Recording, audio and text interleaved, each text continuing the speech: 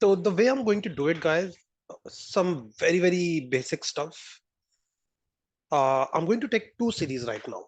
Okay. So what is correlate? We did the correlation, and now we are going to do regression. So let's get the elephant out of the room. The difference between the correlation and regression. So let's take two series, okay? And we are going to work a lot on these two series. Maybe take notes, take numbers down. Nifty versus SBI. Now, how you want to take notes, because you're going to spend like a couple of hours on this, maybe you can take a side by side pages in your notebook and make sure that you have enough space that you can put at least 15 to 20 more columns into it. And you can put at least 5 more rows into it. So this should be the total area of your notebook to take notes and do all the work, or maybe like further down. Yeah, still here. So make sure that you write very small and you take 2 pages side by side so that you can get all the calculation done in a single go. So your screen is not. Oh, sorry, my bad. My bad. Let me share the screen. So I'll write it so small that it's covered only in these two columns. You should be able to include 15 more columns on the right side, and you should be able to include 10 more rows on the bottom side. So write it in a very, very small font. That's what I'm suggesting here.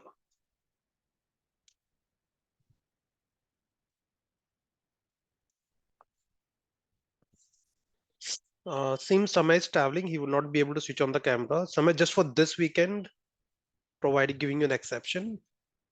Nandani, if you can switch on your camera, please.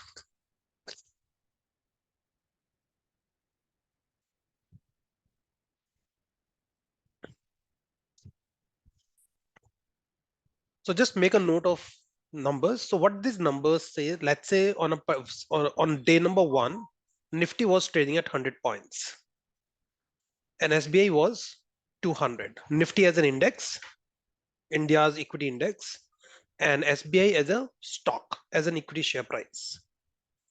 Next day morning, Nifty went up by a couple of percentage point and SBI also went up.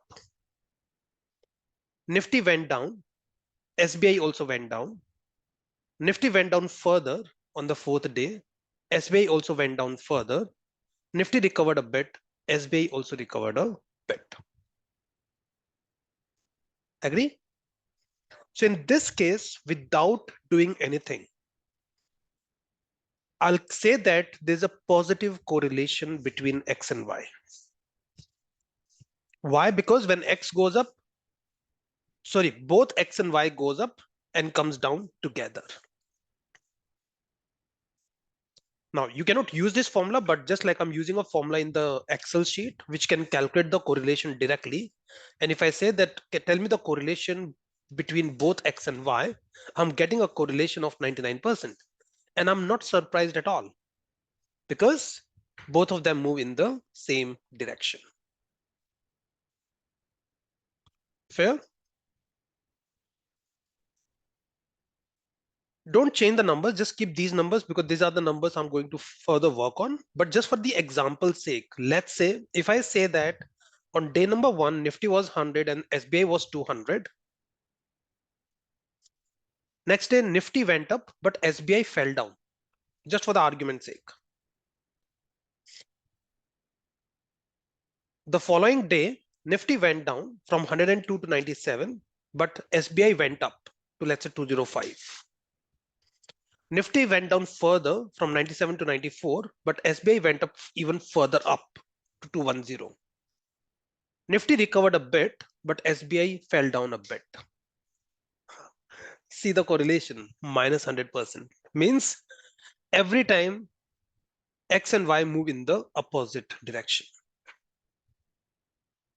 So we are having a negative correlation here.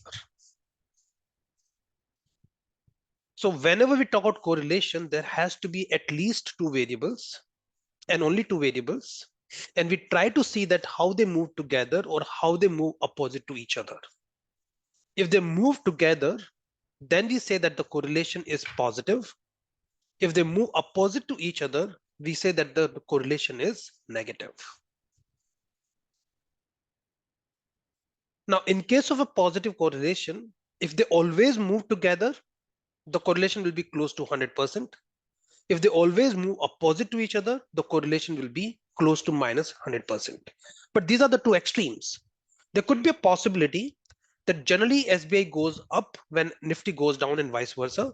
But let's say in the last case, when Nifty went up, SBI also goes up. See, the correlation is negative, but it's not close to 100%, it's minus 80%. Means 80% of the times they move in the opposite direction, but not all the times. Let's say here Nifty went down, SBI also went down, let's say. See, correlation is even lesser. And guys, if the correlation is minus 10, minus 20%, or plus 10 and plus 20%, I will not say that there's a positive correlation or a negative correlation. I will just say there's a very, very weak correlation between X and Y. Okay? Now, before we do any further work, I think we touched upon a concept called spurious correlation. Did we talk about it? Yes, sir. So we said that possible that X and Y might show a very strong correlation, but that's just by fluke. That's just by without any logic. यहाँ पे there's a very good logic that Nifty and SBI both goes up and comes down together. And the logic there is what? That both of them get impacted by the same macroeconomic situations. But let's say if variable X, I think we discussed in one of the previous classes, was the rainfalls in Bangalore as a city and the wheat production in Brazil.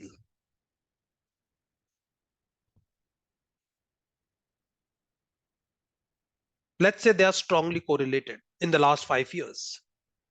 Whenever the rainfalls are more in Bangalore, the wheat production in Brazil is a lot more and vice versa.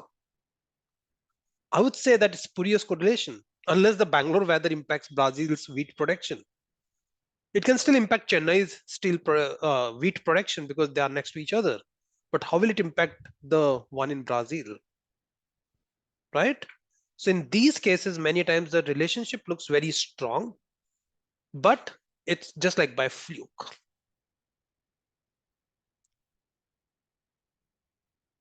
Now, we have discussed all about correlation in the past, right? But what we are going to discuss in now is not correlation. We are going to talk about regression. So this is the elephant in the room, that what is the difference between correlation and regression? Now, before I get into it, anybody who has done economics during their school, colleges, economics as a subject? For all of you? Savik, Samay? Yes, I have. Okay. Then let me Yes, ask sir. you a very simple question, okay? What is the relationship between demand and price? Is it a positive correlation? Is it a positive relationship or negative relationship? Positive relationship. Nandini, what's your point? I couldn't hear that. Positive. Positive. Yogesh? Positive. Samay? Positive. Okay. All of you say there's a positive relationship between demand and price. Okay, let me tell you a scenario that I wanted to buy a particular earphone in the market, which was available for 10,000 rupees. And I asked my friends around and I got a very good deal for 10,000 rupees. And 5 of my friends wanted to buy this earphone. But when we went to buy this, all of a sudden the shopkeeper said, hey, 10,000 is not happening. The best I can make is 12,000 rupees. How many people do you think will still be go ahead and buy the earphone out of 5? Will it be 7 people? So initially out of 15 people, 5 people wanted to buy it. Now, how many people do you think will still buy this? More than 5 or less than 5? Less than Less than 5. And See the relationship. This is the price, this is the demand. And what happened? You told me that there's a positive correlation, there's a positive relationship, but what I see here is a negative relationship. With the price increasing, the demand actually falls down.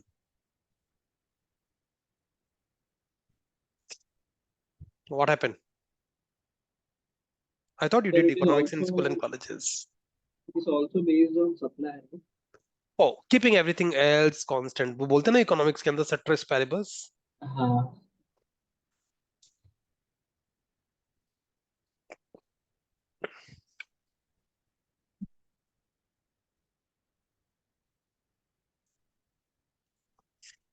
Oh, I love that answer from Samay. But Samay, I'll just like it's good that you didn't send it to everyone. But what you're saying is absolutely right, and this is where I'm going to come to. But in the So meantime, let me ask converse converse converse of relation converse yeah, relationship between demand. yeah. So there's a negative relationship, right? When price increases, Yeah. demand falls down. But you told me there's a positive relationship.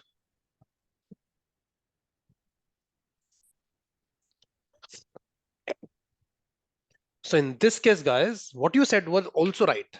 I'll give you another example, which proves you guys right. Let's say in my area, there's a new college which has come up, and the demand for a 2 BHK house, pehle, was 50 units. So the rentals were 20,000 rupees. But because of college, all of a sudden the demand has gone up, keeping the supply constant and everything else constant, the prices have gone up in terms of rent. Now that the rentals are 30,000 rupees. See, more demand, more price. So there's a positive relationship. Now I'm confused. If I look at this, there's a negative relationship. When I look at this, there's a positive relationship. My question still remains, what is the relationship between demand and price? Is it positive or negative?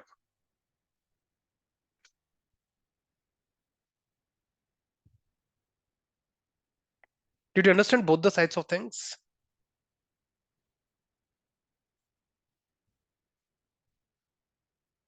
Both seems logical, right? Reasonable on a standalone basis. Here, when the prices go up, demand comes down. But here, when demand goes up, prices also go up. So this will tell me there's a negative relationship, but this will tell me there's a positive relationship. So if somebody asks you what is the relationship between demand and price, what should be your answer?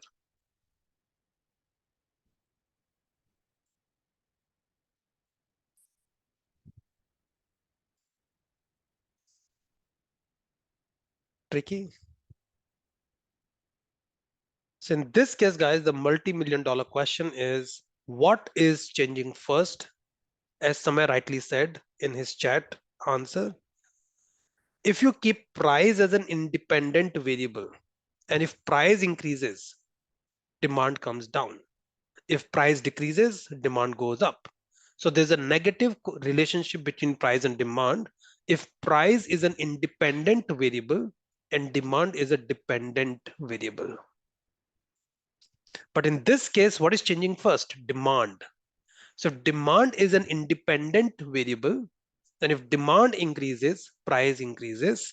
If demand decreases, price decreases. And this is what we are going to do in regression. In case of regression, also there are two variables. But the only thing is, it's just not two variables. We divide the variables into which one is an independent variable and which one is a dependent variable. So that's the main difference between correlation and regression. Correlation just talks about two variables and how they move together up or down. But regression establishes a relationship that what is the cause and what is the effect, which is the independent variable and which is a dependent variable.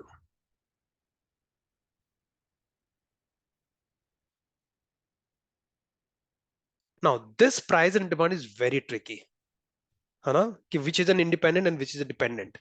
But many other times, if you look at the data points, if I give you two series, you'll be able to tell me easily what is independent and what is dependent.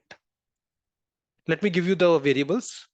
Let's say the variables are your monthly expenses and your salary. What do you think drives what? Is your expenses driving your salary or your salary driving your expenses? I can't hear you, Yogesh, or anyone else. Salary is the independent. So salary is an independent variable and expenses are the dependent variable. Now you can argue with me. No, no, sir. I'll spend once I do expenditure. I'll always find out ways to get more salary. Doesn't happen. Huh? So in this case, if I do a regression, I'll keep salary as an independent variable and I'll keep expenses as a dependent variable.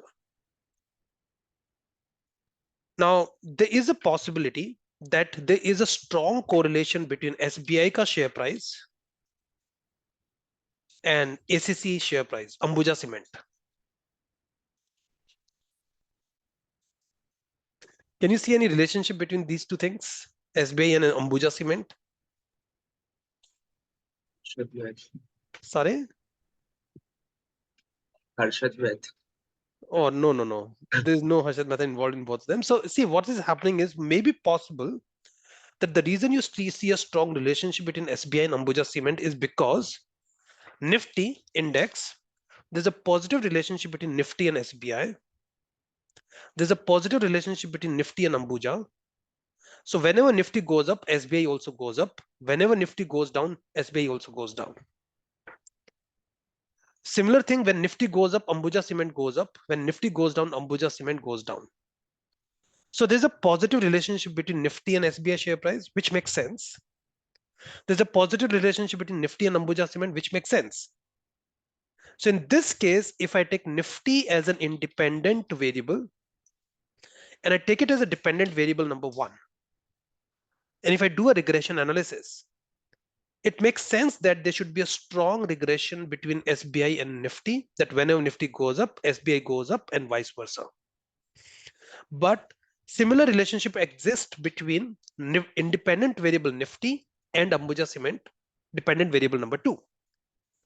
Many times we end up doing the regression analysis between dependent variable one and dependent variable two and say that Ambuja Cement is driving SBI or SBI is driving Ambuja Cement. But that's wrong, guys. It's just like both of them are driven by something else. It's not a spurious regression or a spurious correlation. It's just like there's no relationship between dependent variable one and dependent variable two. They are getting impacted by a third variable, which is the main independent variable. But mathematically, if you try to see the regression between dependent variable one and dependent variable two, you'll get a strong positive answer. So mathematically, many times you get a strong correlation or a strong regression. But the question to ask yourself is there a logical reason to have that strong regression or not? If not, then maybe there's a strong regression or a strong correlation, but that's either spurious just by fluke, or maybe because both of these variables are dependent on some third variable, which is driving both of them together.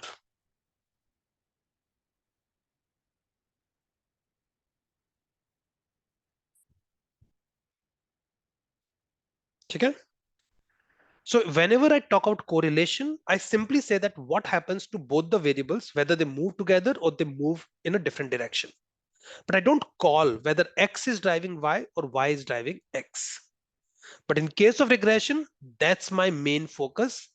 I say that, okay, X is driving Y, X being an independent variable and Y being the dependent variable.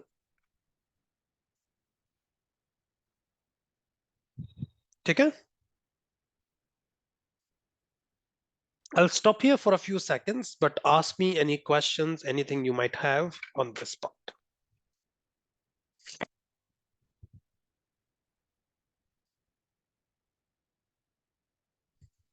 We are going to spend like at least a couple of hours on this. So happy for you to ask me any question related to this, not only what we have covered, but any other thing which you've come across during your working life, during your college time, anything in like your day-to-day life which doesn't make sense to you or which you want to, like do more work on.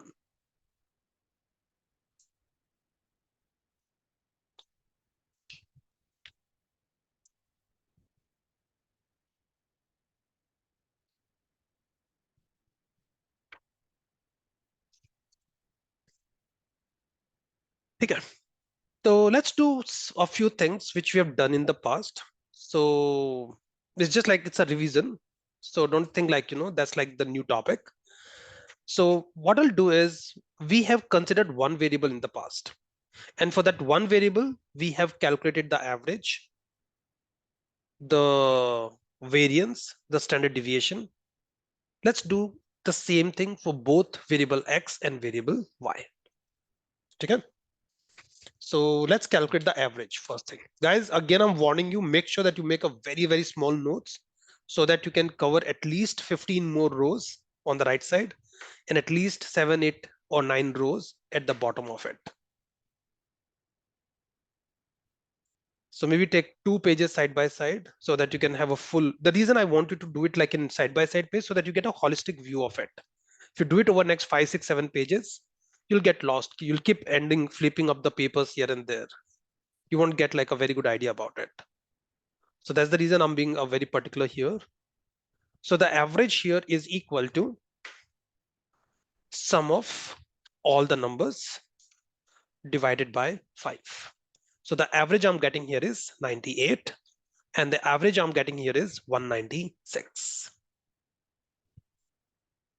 I'm considering this as two different variables for now. X is a different variable, Y is a different variable. I'm not bringing both of them together yet. So for variable X, if I want to calculate variance, how do you do that? I'll simply say that, okay, the variance here is nothing but X minus X bar. What do we call X bar? Sorry, average of X is nothing but X bar. So that will be equal to 100 minus 98.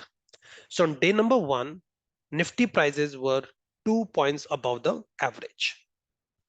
Next day, it was 4 points above the average. It was 1 point below the average. It was 4 points below the average. It was 1 point below the average. Okay? So this is what I'm doing for X. If I know X minus average of X, what we do next is a square of it. So I simply square all the numbers. 4, 16, 1, 16, 1. Can you tell me why do we square the numbers? For the positive of Okay, one thing is it converts all the numbers positive. So whether you are on the higher side or the lower side, both the tails hurt you. That's the main assumption. And the second thing is you want to penalize. If you're far away from the average, you want to penalize it more. As a result, you square the numbers. So in this case, what I'll do is I'll calculate something called variance. What is variance? Is nothing but sum of all the numbers divided by 5. What this variance means, it doesn't mean anything, as I told you in the past, but I can calculate something called standard deviation. And standard deviation is nothing but a square root of this. And this standard deviation is a very important thing. It tells you that on an average, things can be 2.76 plus minus on a particular day. So this is the standard deviation of X.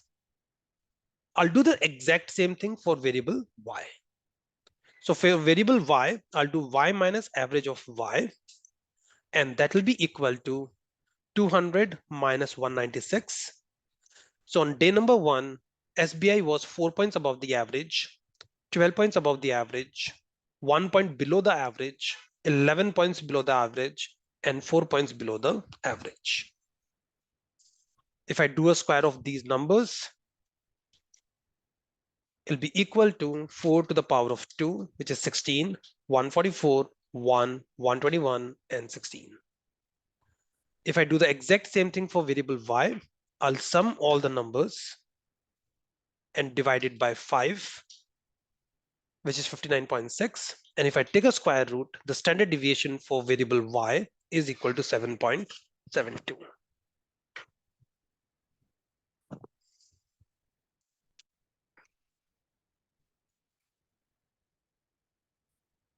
So remember, to calculate standard deviation, either we can take n or n minus 1. When do we take n? When do we take n minus 1?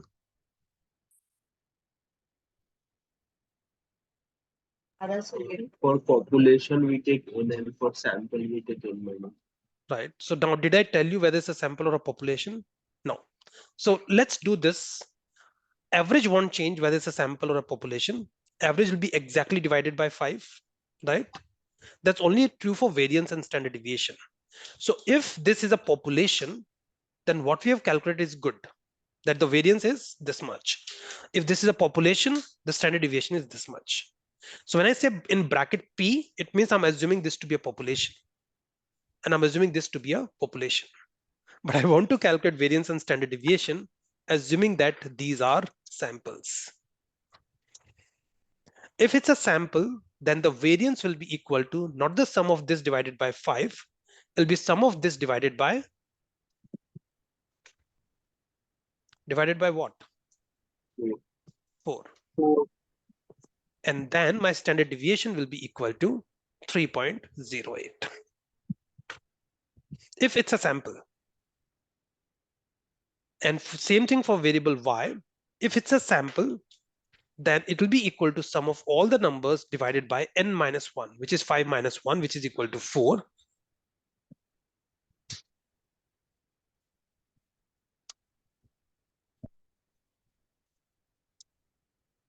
And as a result, my standard deviation would be equal to 8.63.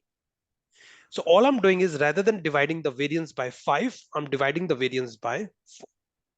And remember that the average doesn't change, whether it's a sample or the population. It's just the standard deviation which changes because of that.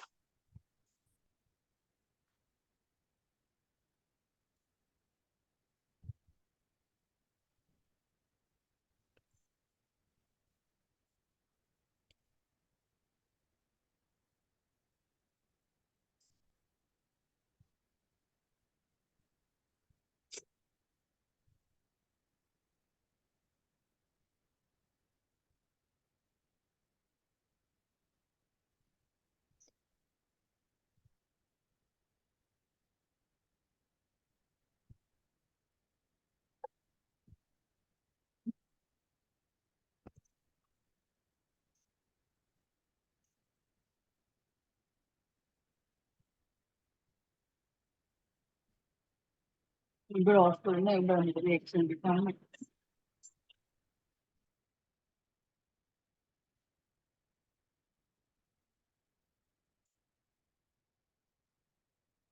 good? We have done all of it, guys. I'm just repeating it. I'm just like bringing the population and the sample wala nitty-gritty into consideration now. We have discussed about it theoretically, but I wanted to bring it in reality now. Let's do more work. Now, as of now, I've just considered X as a different variable, Y as a different variable. But if I want to bring them together, I'll calculate covariance and correlation, like what we've done in the past. So what is this? This is a variance of X. This is a variance of Y. Now what I'm going to calculate is covariance. What is covariance? Rather than doing a square of this, you multiply this with this. Rather than squaring both the numbers, you multiply them with each other. So what I'm going to calculate here is X minus average of X multiplied by Y minus average of Y. So on day number 1, when Nifty was 2 points above and SBI was 4 points above, the total was 8 points above. Like 2 into 4 is equal to 8. So it's in this case, what's happening is on day number 1, Nifty was trading higher than the average. On day number 1, SBI was trading higher than the average. So both the numbers being positive, the multiplication is also positive. On day number 2, Nifty is very high compared to its average, 4 points higher. SBI is also very high, 12 points above the average. And because both of them are above the average, the multiplication is also a positive number. Third day, Nifty is slightly below the average. SBI is also slightly below the average. And because both of them are negative, the number here is still positive. Fourth day, Nifty is considerably below the average. SBI is also below the average. Because both of them are negative, the number is still positive. And the same thing on the last day, both of them are below the average. As a result, the number remains positive. So what we were doing by squaring the numbers is being done here by multiplying both the numbers. That if both the numbers are negative, if both the numbers are positive, this will remain positive. If both the numbers are negative, this number will remain positive. So what we're trying to say is that if both of them goes up and above their own respective average, or both of them goes down and below their respective averages, it means they're moving together. And in that case, the covariance will be a positive number.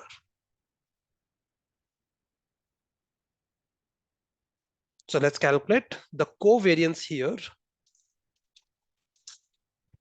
The covariance will be equal to sum of all the numbers divided by 5. If it's a population, the covariance will be equal to 21. And then my correlation will be equal to, if it's a population, my correlation will be equal to covariance of X and Y divided by the standard deviation of X multiplied by standard deviation of Y. But guys, if I'm taking the covariance, which is based on the population, I'm also taking the standard deviation, assuming it's a population. I cannot be in split personality, right? Covariance, I assume it's a sample, and for a standard deviation, I assume this to be a population, right? So in that case, the correlation which I'm going to get is 98.67%. But let's say if it's not a population, if it's a sample, in that case, my covariance will be equal to sum of all these numbers divided by 4 rather than 5. And my correlation will be equal to this covariance divided by standard deviation of X and Y, but assuming they are samples. And you know the beauty of it? Your correlation doesn't change whether it's a population or a sample. Your correlation in both the cases is 98.67%. Your variance changes, your standard deviation changes, your covariance changes, but the correlation remains same whether it's a population or a sample.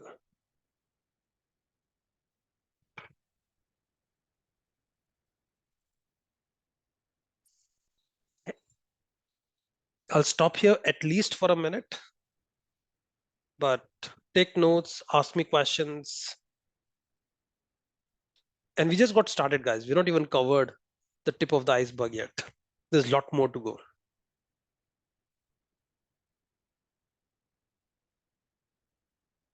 So I'm going to extend this example to cover everything in that huge chapter you have.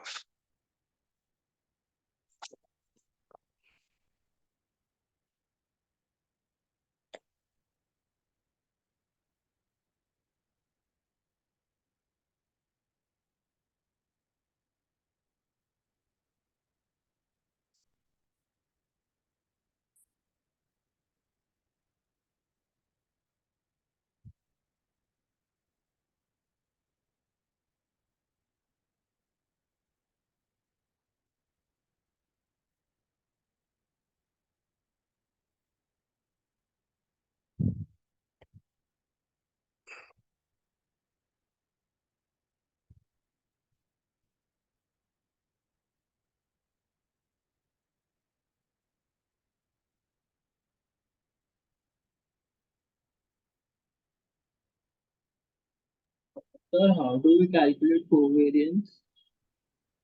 Okay, so for covariance, all I did is the X minus average of X into Y minus average of Y. I multiplied both the numbers.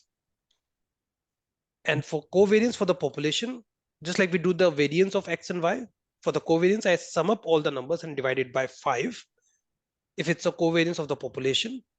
Otherwise, I sum up all the numbers and divide it by 4 if it's a covariance of the sample.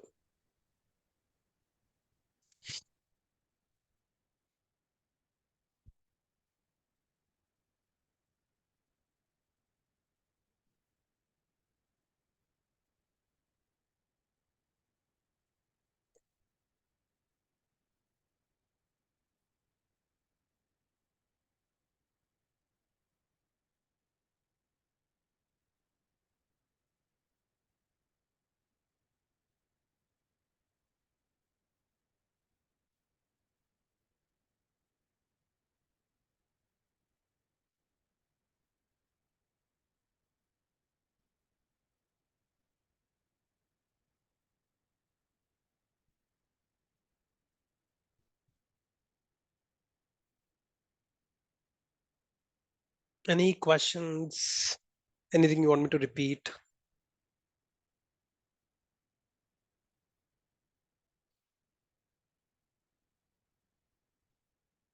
Should we extend this example further?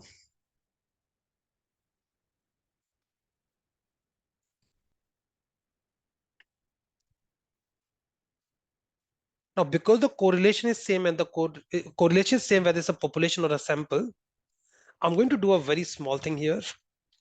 What is the regression?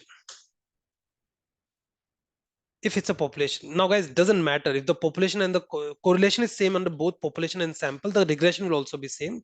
Because the formula for regression is nothing but whatever is the correlation, you do a square of it. Guys, standard deviation is a square root of variance. Regression is a square of correlation. So correlation को हमेशा, there's a word which we use for correlation. We say it's R. Correlation, generally we use the word R. For regression, the word we use is R square.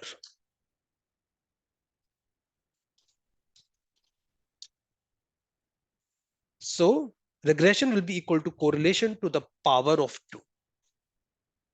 And the regression here is equal to 97.36%. Now, if it's a regression of the population or a regression of the sample, doesn't matter. Because your correlation is same, your regression will be same under both the cases, which is equal to 97.36%. अरे regression ही तो निकालना था, निकल गया regression, right? Oh, wait a minute. What we'll do is we'll spend 1 hour more, add more columns, and get to the same regression number after doing huge amount of work. And I'm like, what the hell? Like, we already knew what the regression is. Why are you making us work so much? But guys, objective is not just to calculate regression, but also to get components of regression out of it. Okay, so after 1 hour, after we have achieved a lot, I'll tell you, hey, regression is 97.36%. And you'll get a deja vu feeling. अरे ये तो हमने calculate किया था थोड़ी देर पहले, like not थोड़ी देर पहले, but बहुत पहले. So don't curse me at that point of time. I know that we calculated it, but the purpose is to get each and every component of this 97.36% and also to make sense what exactly this 97.36% actually means. If the purpose is to calculate regression, and let me tell you the climax here, I don't even have to do all of this. You can feed these 10 numbers in your calculator and you'll get the correlation and the regression and the standard deviation and the variance and the correlation and everything. But I'm not just doing it for your learning. It's part of your examination that you can do everything what we are doing here manually. Because the questions will be such that they won't ask you the answer, but they may ask you a formula. They may ask you something else, which the calculator won't give you. So I'm not just doing it for the sake of doing it. I'm not doing it just for your learning, but it's a part of your curriculum that you should know everything manually as well. Clear, guys? Okay. So remember these two, this number 97 point, I'll put it in 4 decimal points so that you do recall this number always, 97.3596. This number will become like our look forward number. And we are going to derive this number in some time, but in a very, very different manner altogether. Okay. So this being said, what I'm going to do here is whenever we talk about regression, I generally take these both the variables x and y and plot something called scatter plot. You don't have to do it, but I'll just do it on Excel sheet. This is what the scatter plot looks like. What exactly the scatter plot tells you? What I'm taking on x-axis is nothing but Nifty ka prices. What I'm taking on y-axis is SBI ka share price. And if you look at these dots, guys, can you see a pattern here? Yes, there's a very strong pattern. They are in a one single line, which is an upward sloping line.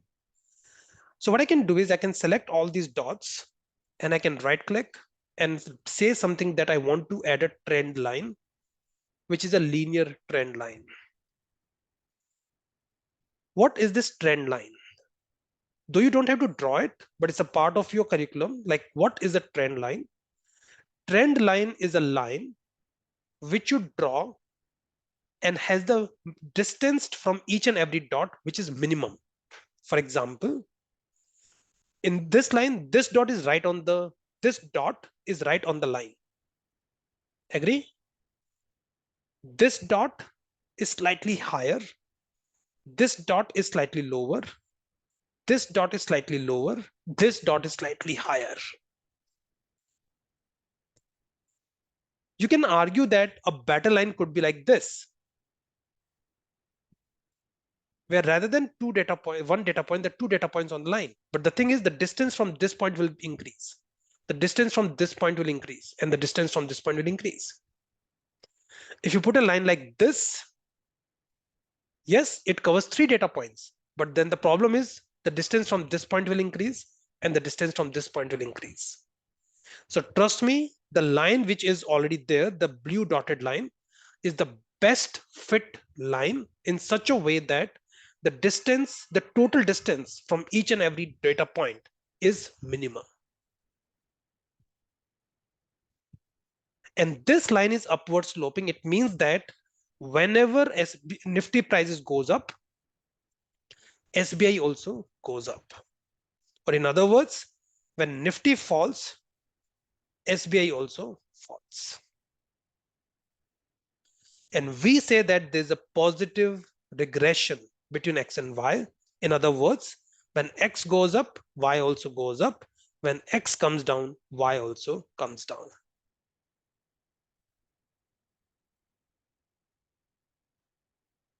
Okay? You don't do anything, but what I'm going to change here is I'm going to change the numbers of SBI in this way that when Nifty goes up, SBI goes down. When Nifty goes down, SBI goes up. When Nifty goes down further, SBI goes down a lot more. And when Nifty recovers, SBI goes down a bit. Look at what happened. The correlation is minus 99% rather than plus 99%. And see the slope. Sorry, see the line. It's a negative line. It means when Nifty goes up, SBI goes down and vice versa. But guys, because I'm taking a regression to be a square, regression is always positive.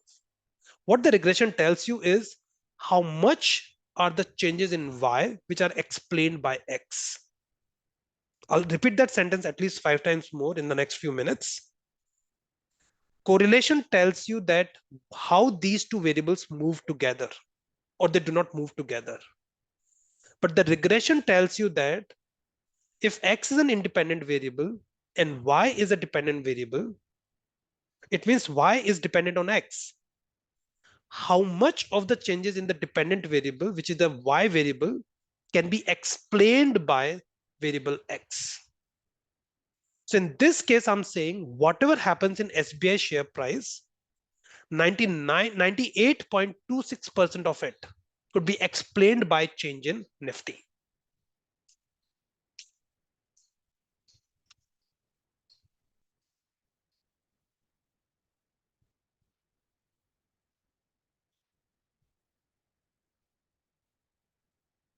So we call it an explanatory power of variable X on variable Y. How much of variable Y, which is a dependent variable, can be explained through the changes in variable X, which is an independent variable. So if somebody gave me a magic crystal ball, which can help me to predict Nifty, I can get a very good hang on what's going to happen to SBI share price. There is a 1 point, sorry, let me do the math. 100% minus this number. There are other variables which impacts SBI share price by 1.7353%. But 98% of it is explained by change in Nifty.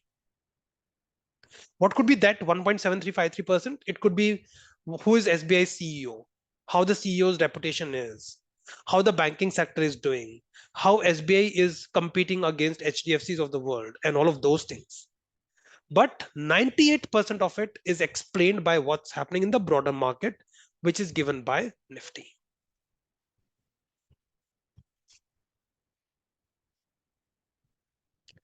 Now, the only thing is, in the previous case, when we had the original numbers, still the explanatory power was what? 97%. It means that whatever happens in Y can be explained 97% to the extent of using the variable X. So this is the explanatory power, whether it's on the positive direction or in the negative direction, regression is always positive. So in this case, we are saying that if I know that Nifty is going to go up, I can predict SBI share price 97% correctly. There'll be other variables which are 3%, which will impact SBI share price, but it's okay. It's not a science, it's not a guarantee. If I can understand 97% of the things properly, I can let go the remaining 3%.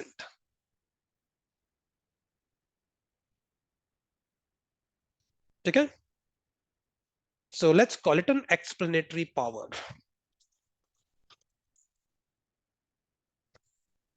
How much variable X can explain variable Y?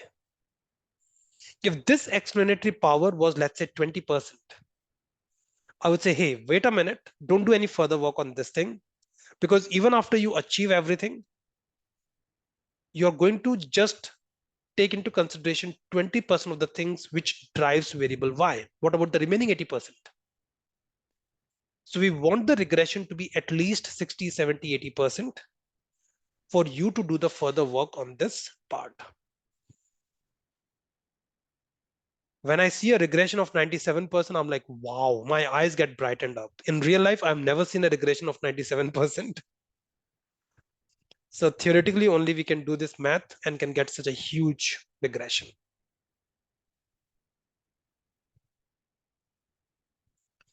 What this regression tells me that if you get a hang on variable X, you can always predict variable Y.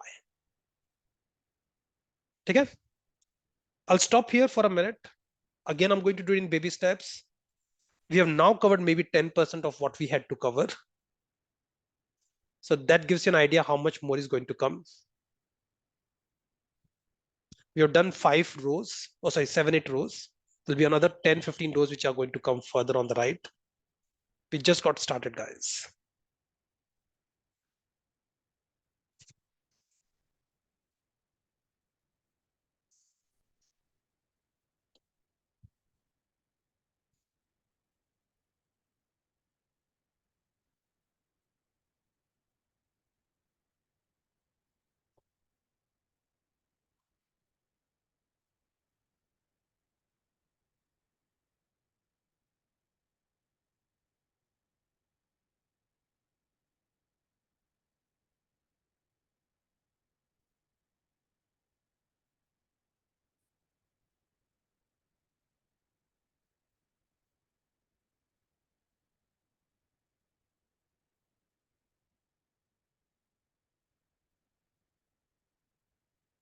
All good?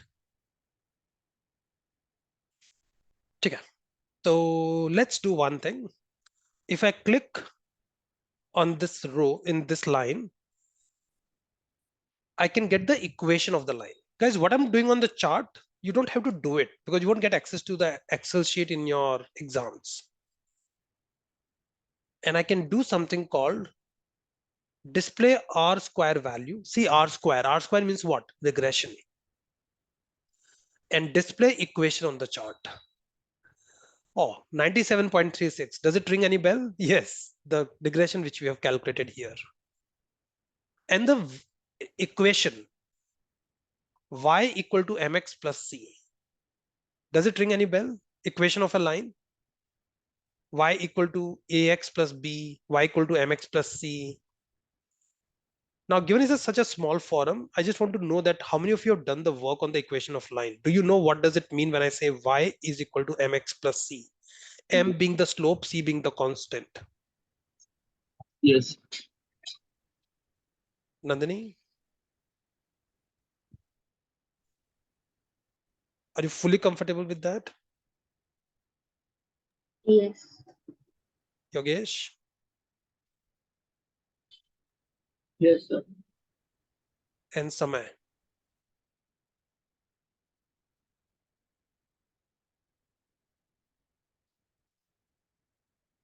Okay.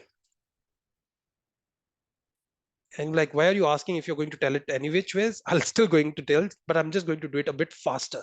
Okay. So the slope here, if I tell you that y is equal to mx plus c, it means that x is an independent variable here and y is a dependent variable. And y, which is a dependent variable, is nothing but x times m. What is m here? M is the slope. In a very, very layman terms, it's the change in y for each unit of change in x. So m is nothing but what is the change in y for each unit of change in x.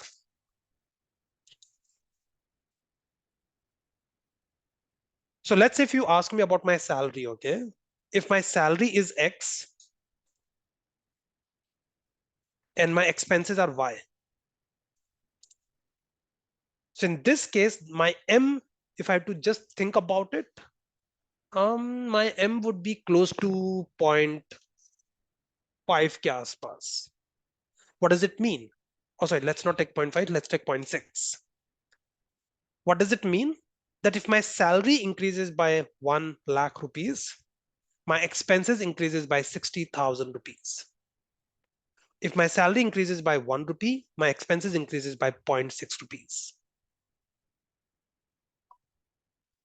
So y being a dependent variable, how much does it change with the change in the independent variable? If the independent variable changes by 1 rupee, my dependent variable changes by 0.6 rupees. Does it make sense? So in this case, if I take y equal to mx plus c, here the equation I'm getting is y is equal to 2.7632x minus 74.789. इसका मतलब यहाँ पे जो c है is nothing but minus 74.789 and यहाँ पे जो m है is equal to 2.7632. What does it mean? That if the Nifty goes up by 1 point, SBI will go up by 2.7632 points. I'll take another example, okay? Let's say a typical 2 BHK house in Bangalore in a particular area with a particular builder with a particular interior, blah, blah, blah, is available for, let's say, around 80 lakh rupees. Okay?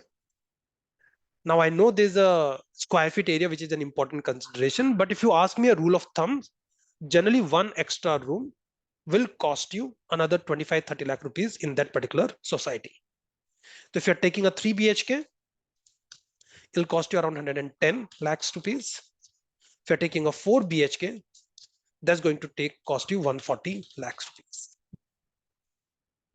So in this case, guys, let's say variable y is the value of the house and variable x is the number of rooms.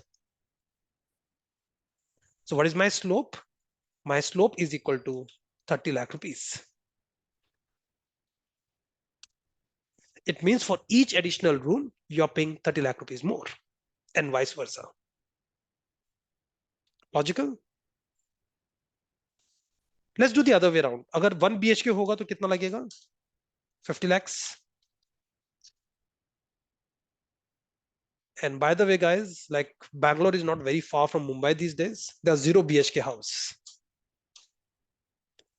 Oh, it means that there's 0 rooms, but 0 bedrooms, but there's a hall and a kitchen. Is it for free? No, this is still available for 20 lakh rupees. Very like मतलब होता ना एक थोड़ा सा area बच गया उसमें क्या करे एक खाली हॉल एंड किचन बना दिया. If you're a bachelor, you can just go there. Your hall will be your living room, that will be your sleeping room, that will be your dining room plus everything, and you can use kitchen. That's it. Oh, bathroom कहाँ गया? Bathroom के लिए you use the common bathroom. So what I'm saying here is that if I take variable y to be the value of the house, variable x to be the number of rooms, so number of rooms is an independent variable, variable y is a dependent variable. So here the slope is equal to 30 lakhs. It means for each additional room, you're ready to pay 30 lakh rupees. But the C here, the equation of the line is what? Y equal to mx plus C. So the M is equal to 30 lakhs, but C is equal to 20 lakhs. That even if the independent variable X is equal to 0, does not mean that Y will be equal to 0. Y still has some value, and the value of Y is equal to 20 lakh rupees. So C is nothing but what is the value of Y when X is equal to 0. I'll stop here, think about it, and ask me questions, if any.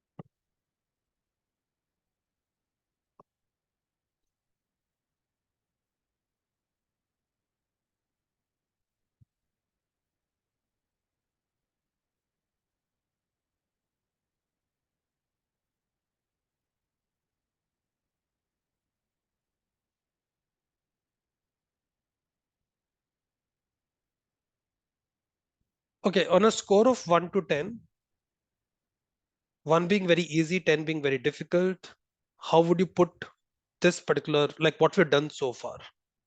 Is it being very easy or is it being very difficult on a scale of 1 to 10? 1 being very easy, 10 being very difficult.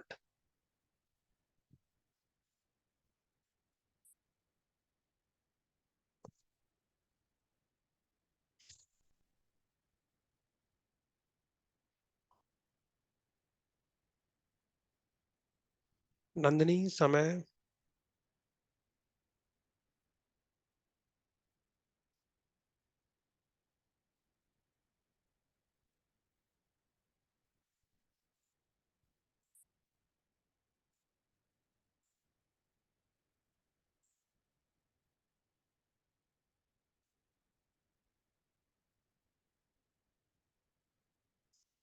Okay, so I can go slightly faster, to me seems like.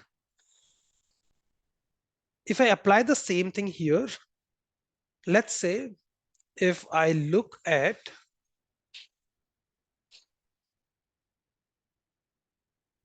this point, let's look at this point of the line. At this point of the line, my Nifty is 94 and my SBI is 185. I'm not looking at the decimal point. I'm not looking at the dot. I'm looking at the line, the dotted line. So just to avoid confusion, let's look at 95. At 95, my SBI share price is around, I don't know what exactly it is, but let's try. Is around 187, 188. Let's call it 188. Right? Now, if I increase my Nifty from 95 to 100, what is the increase in Nifty from 95 to 100 is a point of 5. At this point,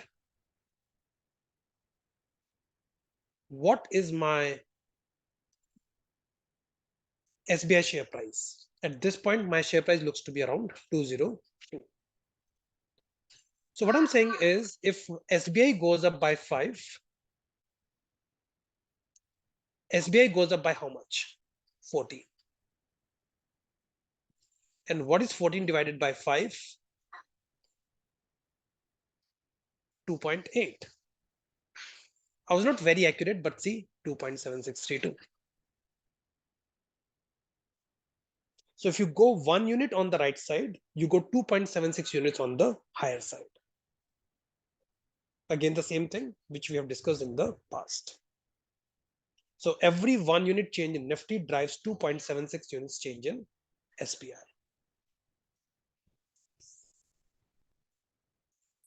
What is constant? What is C here? C here would mean that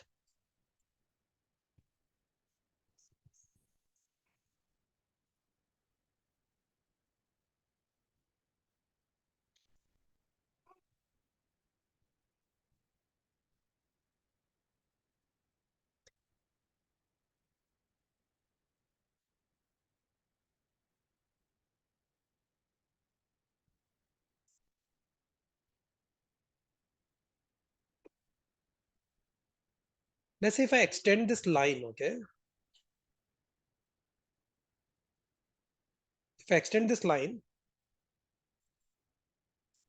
and if the value of X is 0, which is this line, what is the value of Y? Value of Y is around -50 से -100 के बीच में. I don't know the exact number, but it'll be -70, -80 के आसपास. And guys, that's exactly the number you see here, -74.789. That when Nifty is 0, SBI will be -75. I know that in this case, guys, it doesn't make sense in the sense that Nifty cannot go to 0. And if Nifty goes to 0, rather than discussing the regression, we'll be discussing many other things in life, right? Like all of us are bankrupt in that case. None of us have a job. All the companies are bankrupt. You don't even get the food supply at your home because the company making food is bankrupt. But let's say, and if SBI share price cannot go negative, by the way, right? The worst can happen is you just lose what you have. But in this case, if you just do it theoretically, and if you don't know what is behind these numbers, whether it's Nifty or SBI, it would mean that the C here is -74.789. It means even when X is 0, the value of Y will be -74.789. Even when the number of rooms are 0, the value of the house is plus 20 lakh rupees. So this M is what we call as slope. What is the change in Y with the change in X? And this 30 lakh rupees, or sorry, this 20 lakh rupees is what we call as intercept. Intercept means what is the point at which it will cut when X is equal to 0. Okay. Oh, that's such an easy way to calculate slope and intercept. It's right here, 2.7632 and -74.789. But you don't have Excel in the exam. And what I'm going to do is I'm going to calculate it using mathematical equation that what is intercept and what is slope.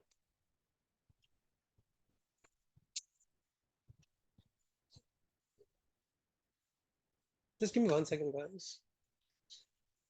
Priyanka camera चालू, तुम हर बार camera में आ रही हो उसके अंदर.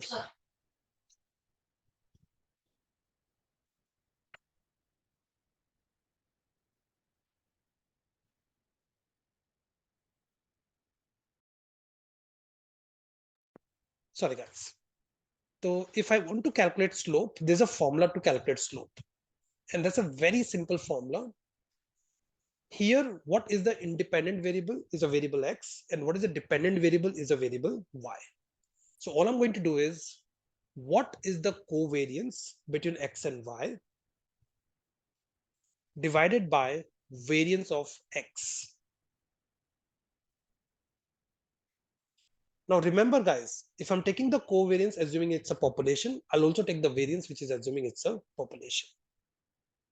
So my slope is equal to 2.7632. Or what I can do is, I can take the covariance which is based on the sample. Then I'll also take the variance of X which is based on the sample. And still the answer would be same, which is 2.7632. The best way to remember this formula is, what is the covariance in the numerator is X minus average of X is X minus X bar, right? Multiplied by what? Y minus Y bar. This is the numerator, right? Covariance is nothing but X minus X bar into Y minus Y bar. And what is there in the denominator? I took a variance of x. What is variance of x? X minus x bar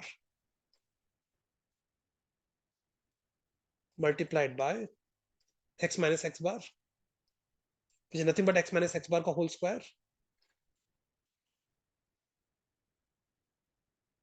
This and this will get cancelled. What remains is y minus y bar divided by x minus x bar is nothing but the slope. What is the change in y divided by the change in x? So this is the best way to remember the formula. Many people ask me a question. So is it covariance divided by variance of x, or is it covariance divided by variance of y? If you know this, you'll never get confused about it. Some people ask me whether it's a variance of x divided by covariance or variance, it's ulta. Guys, just keep this thing in mind. Eventually, what you should get is y in the numerator and x in the denominator. And the only way you can get it is if you take covariance in the numerator and the variance of x in the denominator.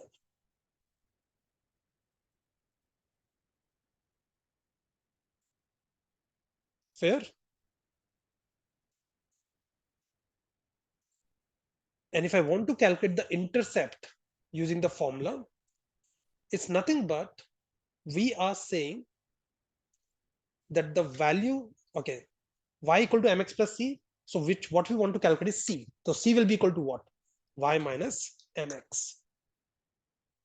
So in this case, the intercept will be equal to y. Now I cannot take a particular value of y. So what I take is average of y minus m we already calculated multiplied by x, which is equal to 98.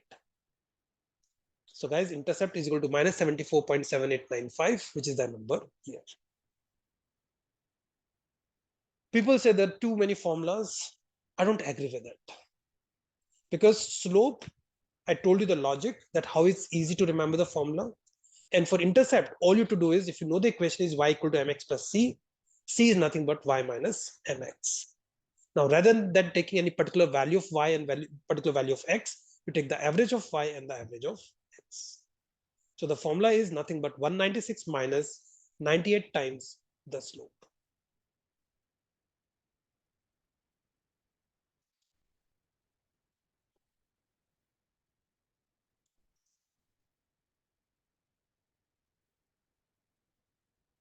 Oh, now I can say that maybe we have covered a quarter of it. But there's a lot more to go than what we have done. And let's take a break. And after the break, we'll continue doing more of it. Okay? It's 10:20. We'll be back at 10:35 and then continue.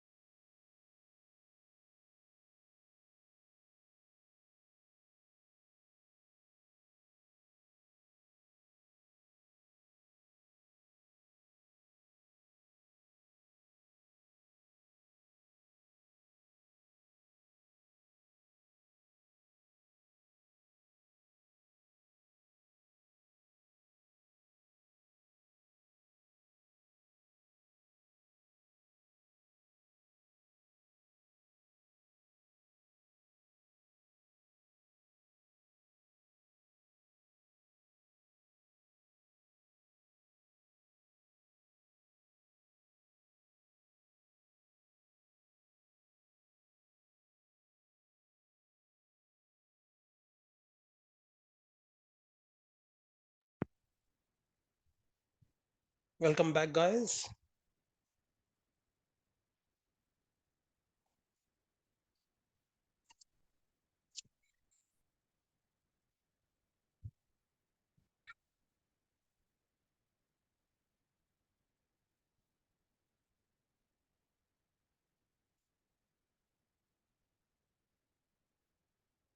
Hello, guys. Welcome back.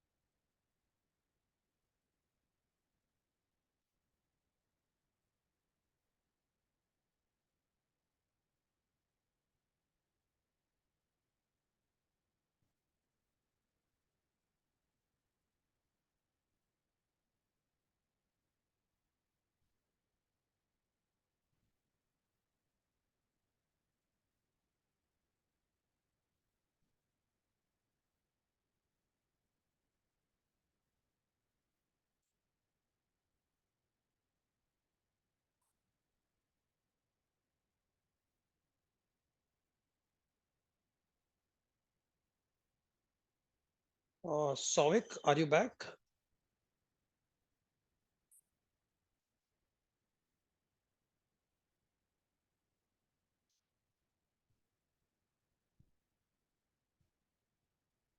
Let's give it one more minute for Souvik to come back. Yes, Ansh. Yeah, there. Okay, cool. Right. So let's take it forward, what we've discussed so far. So we said that average of X is denoted as X bar, right? But I'm not able to type X bar, so I'm just typing average of X. Average of Y is denoted as Y bar. I cannot type Y bar, so I'm using average of Y. Now I'm going to talk about X cap and Y cap. What is X cap and Y cap? X cap and Y cap are the estimated value of X and Y. What is the estimated value? Let's say in real life, what will happen is you have a variable X, which is Nifty share price. You have a variable Y, which is a SBI stock price. If you can get an idea that what is going to happen to Nifty tomorrow, and you have a crystal ball to tell you and to predict what is going to happen to Nifty share price, you can predict SBI share price. So using the value of X, you can predict the value of Y. Now, guys, the problem here is that what will be the Nifty share price tomorrow? You don't know about it. As a result, you cannot predict what will happen to SBI ka share price. But remember the credit card data I told you about in the big data techniques? I told you that using the credit card data, I can get a very good information that what will be the revenues of Indigo versus SpiceJet. I'll get a very good information about how much you are spending more on PVR versus Cinepolis. And if I know that there's a strong correlation between Indigo revenue and Indigo share price,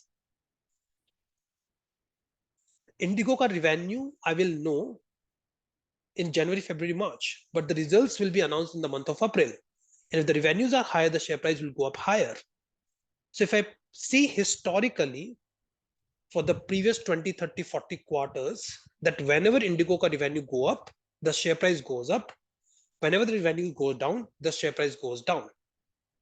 Now, in this case, the company will announce the results for the March quarter in first week of May.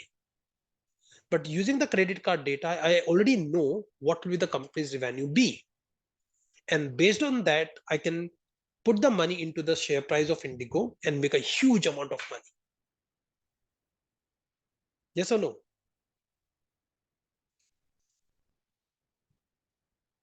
So it's kind of a casino you are playing where you'll always win.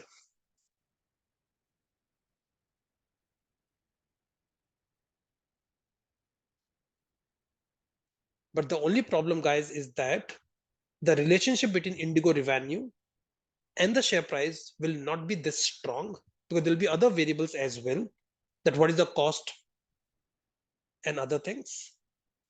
And it's not only you have the data, others have the similar data. So the share price have already gone up to take into consideration higher values. But if there was some data, the independent data which you have and only you have, nobody else has the data, and you can predict what's going to happen to variable Y, and that can make you some money. Trust me, you can be richer than Warren Buffett in a very, very short span of time.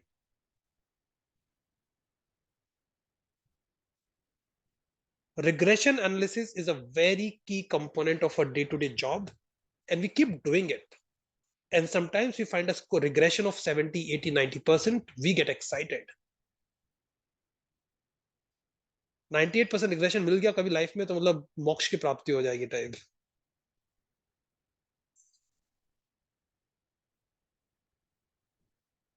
Now there are lots of ये Nifty and SBI के अंदर, if I look in real life guys, there will be a very strong regression. But the problem is that Nifty you can't predict. If you can't predict Nifty, how will you predict SBI? There's a very strong relationship between GDP of a country and the share price in the country. GDP being an independent variable and share price being a dependent variable. But दिक्कत क्या है पता है? पहले तुम्हें variable y का पहले पता चलता है, वेरिएबल x का बाद में पता चलता है. For you to predict y, you should know x, right? But x comes only a bit later on. So when you get into economics, you'll read about lagging indicator and a lead indicator. If you know the variable x before variable y happens, and there's a very strong relationship between x and y, and variable y can make you money, you're done for your life. You can be richer than Mr. Virat Kohli, Deepika Padukone, Sachin Tendulkar, MS Dhoni, anyone.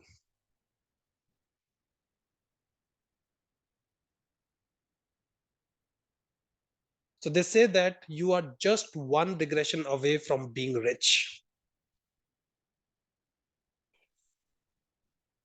But guys, it's not easy. So in this case, what we are going to do is we are going to find something called Y cap. So historically, I know that what has been the relationship between X and Y. Historically, I know what has been the covariance, correlation, and the intercept and the slope between X and Y. Based on this, if I know the value of X on the 6th day, I can predict the value of Y on the 6th day. But now what I'm going to do is I'm going to predict the value of Y for the last 5 days. And this part is what I call as forecasting the history. If you did not know these numbers of Y, could you have calculated the intercept and the slope and the regression and the correlation? No.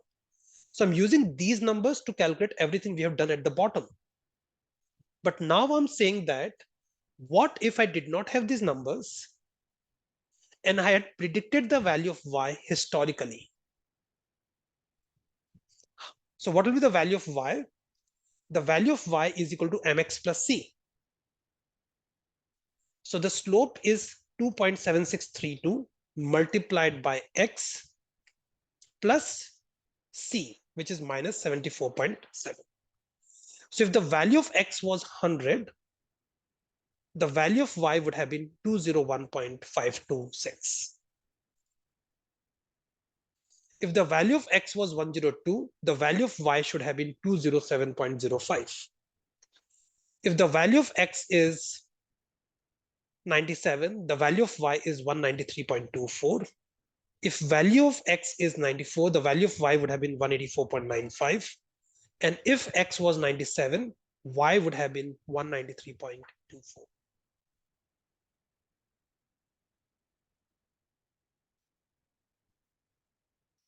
And guys, if you look at this, this is 100, right? Draw a line on 100.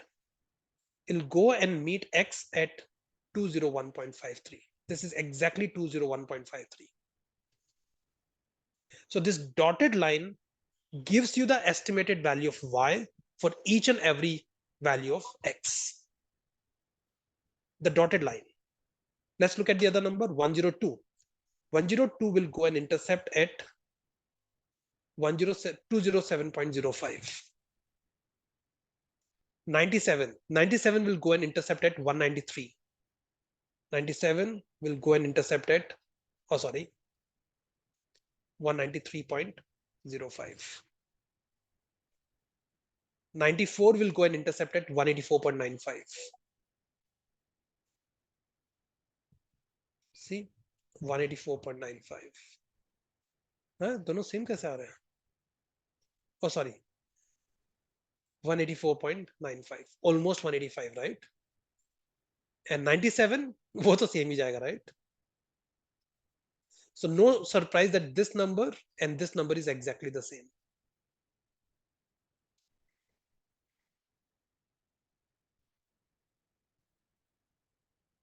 So this dotted line is nothing but the estimated value of y with each value of x. X being on the x-axis, y being on the y-axis. And guys, regression analysis के बाद ही x-axis and y-axis का नाम पड़ गया. X is horizontal, y is vertical.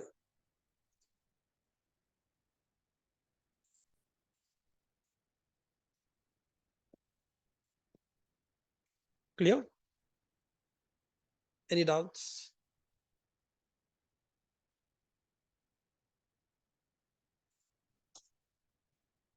Now the thing is, this is the estimated value of y. But the actual y, was it in line with these numbers? No, there was some gap. And this is exactly the error we are talking about. So what we are saying is that if we had the regression as a tool in our hand to predict the value of y using the value of x, we would have predicted the value of y to be these numbers. But the actual value of y came out to be this number. So using the regression analysis, my prediction would have been 201.53, but the actual number came out to be 200. So the actual number was 1.53 points below the estimated number. 208 was 0.95 points above the estimated number. 195 was 1.76 higher than the estimated number. 185 was 0.05 higher than the estimated number.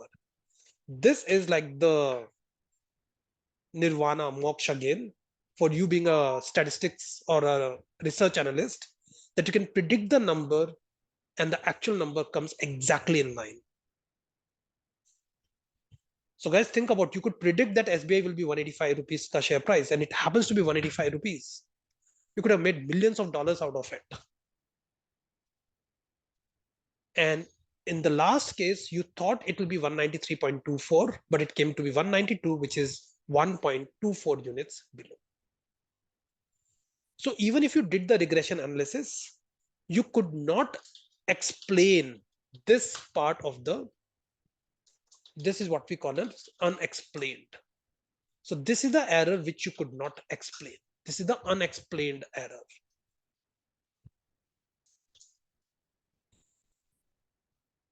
Now let me ask you one simple question, okay? And just like get out of this example. If I tell you that you enter a particular classroom, and in this classroom, there are 30 students, and their family income for these 30 students is on an average, the average family income is equal to 50,000 rupees per month. Now, let's say because they're sitting in a classroom, they are wearing a uniform. So you cannot, like, nobody's wearing Louis Philippe versus, Calvin Klein versus Tommy Hilfiger. So you cannot make it out based on what they're wearing, that who is rich, who is poor. The shoes is a school uniform Bata shoes. So you cannot look at the shoes and make out who is making more or who is making less. You cannot put gel in your hair and all. So again, you cannot make it out based on the hairstyle and everything, that who is rich, who is poor. If I pick one of the person from this classroom and I ask you, what according to you is the family income of this particular student? What will be your answer?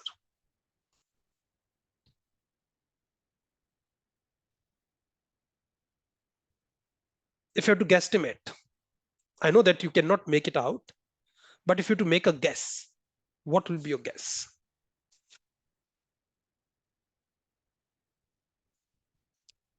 You look at the shirt this person is wearing, exactly the same shirt as others are wearing.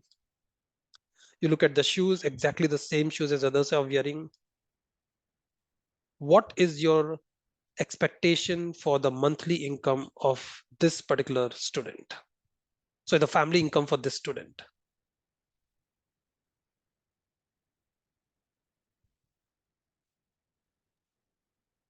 Anywhere near the average? No, don't tell me a sentence, give me a number.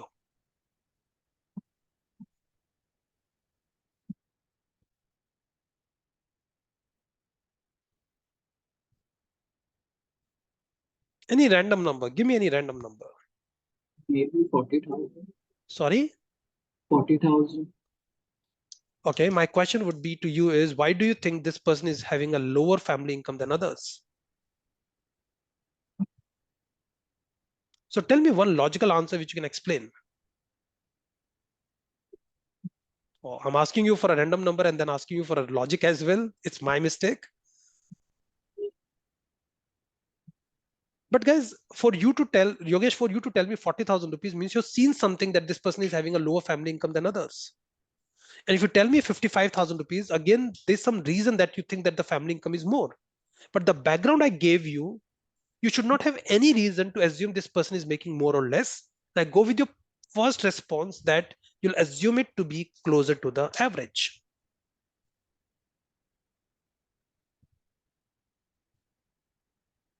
Okay.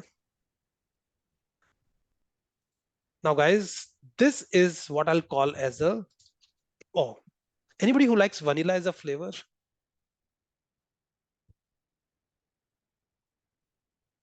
In ice cream, do you like vanilla as a flavor? Yes. It's like an add-on to anything. No, vanilla as a flavor as a standalone. By calling it an add-on, you're insulting the flavor, right? Means you don't like it, Yogesh. So, do you like khali vanilla ice cream with no gulab jamun, with nothing into it, just like vanilla as an ice cream, a scoop of vanilla? Yes. Nandini, you like it? You don't like it, okay? So, Souvik, you should go and file a case against people who done the derivatives work. They have a concept called plain vanilla. It's not, vanilla is not a flavor, they say. They say it's as plain as vanilla, and vanilla is not a flavor. I hate them too, I thought vanilla was a flavor. So my plain vanilla estimate, what is a plain vanilla estimate? That if I don't do any regression analysis, if I don't do any work, if I don't break my head calculating all of these things, if somebody asks me to predict SBI ka share price tomorrow, you know what will be my estimate?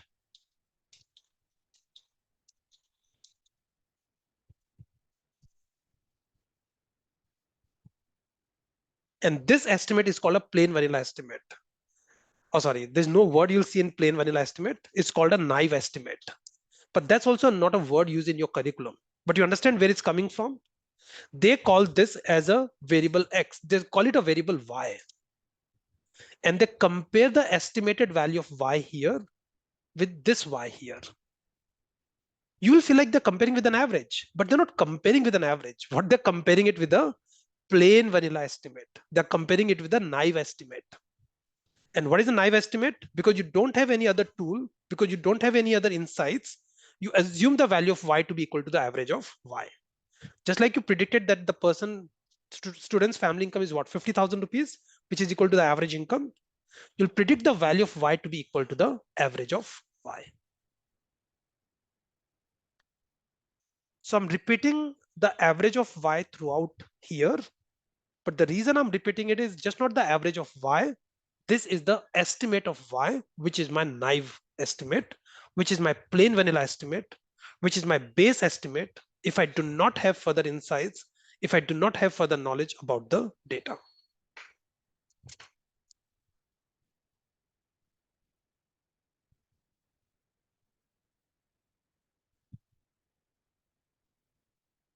Is it reasonable? I could have just put the number and I told you that the formula is this minus that. But the reason I'm explaining you all of that is this is my estimate. If I did not do the regression analysis, my estimate would have been the average of Y. But because I did the regression analysis, my estimate is these numbers.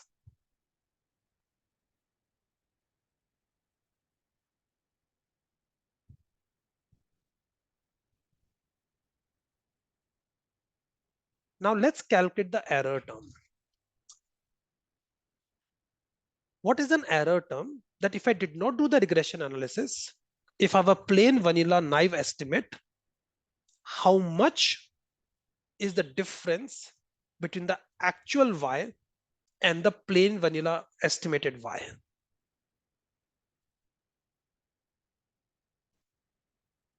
It's 4, 12, -1, -11, and -4. Guys, this is exactly same as Y minus average of Y. But I'm just calling it as I'm just looking at the same thing a bit differently. I can call it Y minus average Y, no problem with that. But I'm calling that average of Y is my naive estimate, is my plain vanilla estimate, is my base estimate, and the actual Y, how far away it is from the estimated Y. And that is my error. But if I do the regression analysis, this is my error. So bringing all of it together, what I'm saying is that if I do not do the regression, my error is this much. Even if I do the regression, this is my error. It means regression analysis could not explain this part of the error, which is the unexplained part. So what is the explained part of the error? The explained part of the error is this minus this. Sorry, give me 1 second. Yeah. So the explained part of the error is this minus this. So you are saying that the error is 4, but using the regression analysis, I could get my hands on 5.53. So my actual unexplained error is minus 1.53. In the second case, the error was 12, but using the regression analysis, I could cover 11.05. So the remaining is what? 0.95.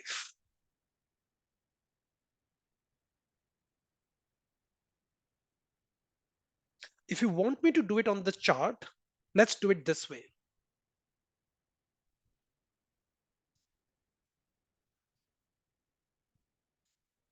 This dotted blue line is my estimated value of Y using the regression analysis. But if there was no regression analysis,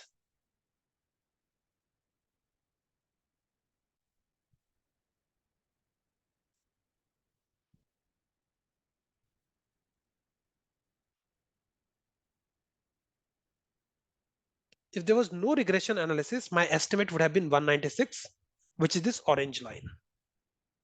Okay? So the dotted blue line is my estimated value of Y using the regression analysis. My flat orange line is the estimated value of Y using a plain vanilla naive estimate. But the actual Y is nothing but these dots, these 5 dots on the chart. Let's look at this particular dot. When my SBI was 94, based on my naive estimate, I predicted the value to be, when it was 94, I predicted my value to be 184.95. Right? I predicted my value to be this dotted line, 184.95. And the actual value came to be what? 185, bang in line. But if I predicted a plain vanilla, my estimate would have been 196. So if I don't do regression analysis, this number was, the error was 11 points. Sorry, 12 points. Sorry, give me 1 second. The error was 11 points if I don't do the regression analysis. But because of regression analysis, my error was only 0.05. It means using the regression analysis, I could reduce the error by 11.05. Is it logical? Let's take another data point. Let's take when Nifty was 100. When Nifty was 100, if I don't do any analysis, my naive estimate would have been 196. But using my estimate, I predicted the value to be equal to 201.53. But the actual value came to be what? 200. So the error was 4, but using the regression analysis, I could reduce the error to 1.53.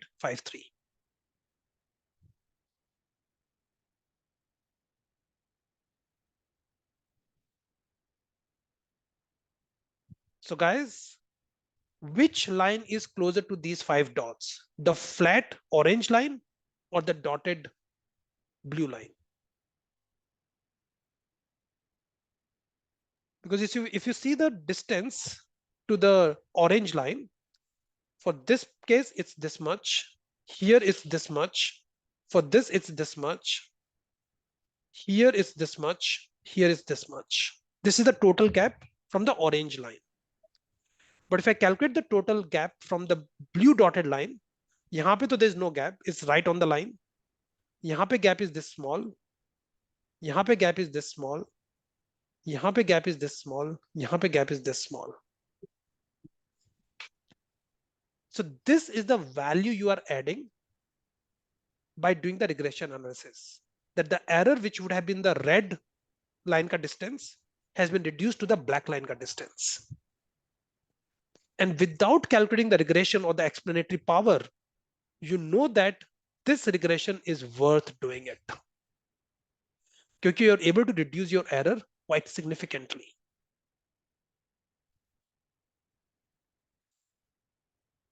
Don't do anything at your end, guys, but let me change numbers. And that's the reason I love doing it on Excel sheet. Let's assume that when this goes up, I'm just like going to mess up the data, okay? You don't make the changes in notes. You'll struggle because I have to just change numbers and everything will change automatically at my end. 97, let's say it goes up to 215. When it goes down, it goes further up.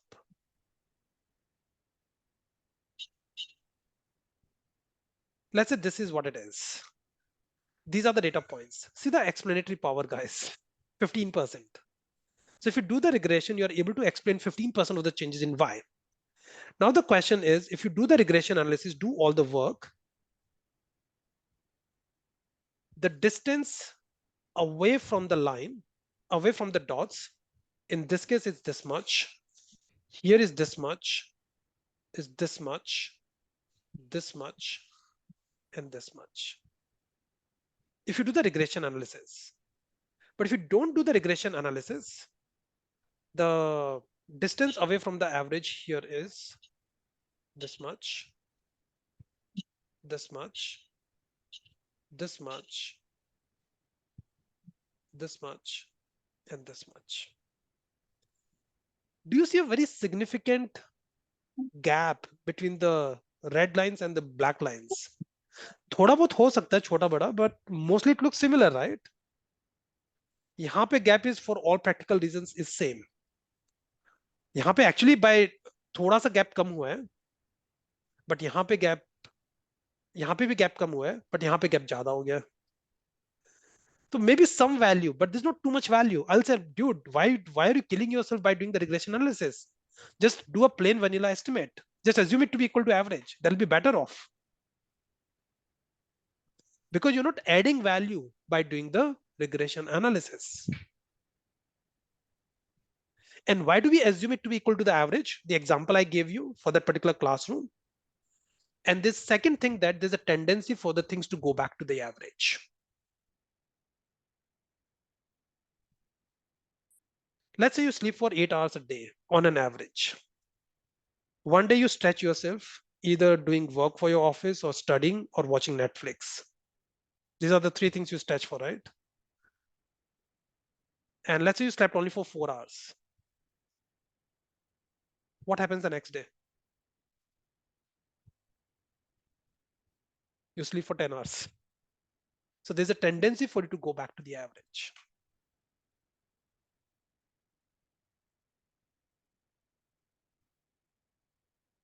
Make sense? Let's say you are angry on one particular day. So your normal behavior is that you're calm. So you're not calm. Your normal behavior is neither you're angry nor calm. But let's say one day you're angry. You tend to be very, very calm the other day just to make up for your angriness the previous day. Tendency for you to go back to the average. I'm just like making up, but guys, there's always a tendency for the things to average. It's called mean reversion, that you want to revert to the mean.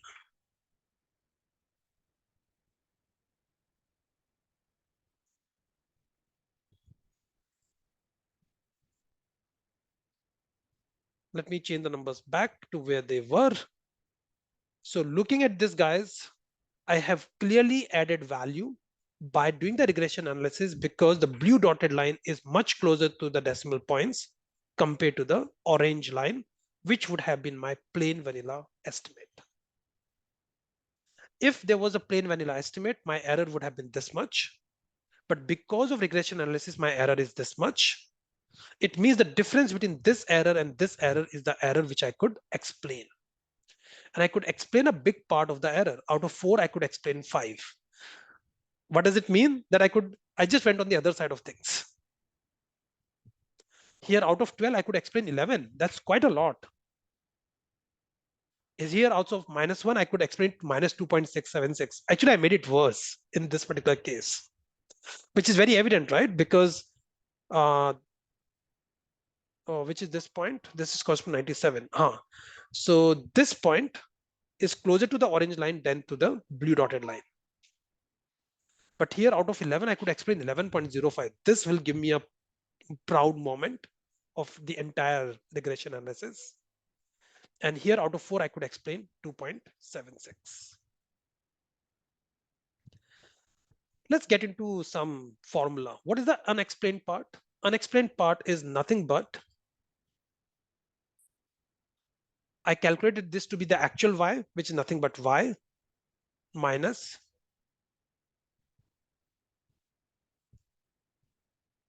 y cap. This is the unexplained error. That even after I did estimated the value of y using the regression analysis, this is the error I could not explain. So the formula here to calculate these numbers is y minus y bar. How did I calculate the total error? That's nothing but y minus, oh sorry guys, y minus y cap I meant. Though I said y minus y bar, but I meant y minus y cap. This error is calculated as y minus y bar.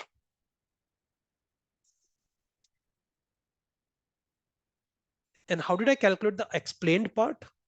The explained part is nothing but this minus this. Let's do it mathematically. If you do y minus y bar in bracket, and from there, if you deduct y minus y cap,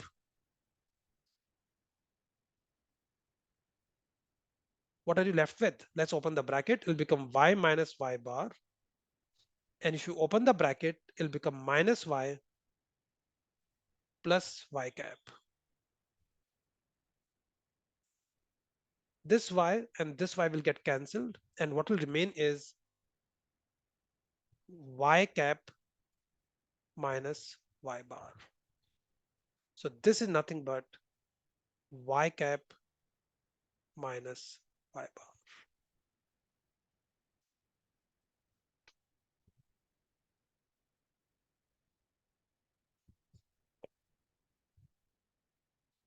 If you want, you can calculate this as that. So if I use the formula y cap, where is y cap? This is y cap minus y bar, which is 196. I'll get 5.53, 11.05, minus 2.76, minus 11.05, minus 2.76.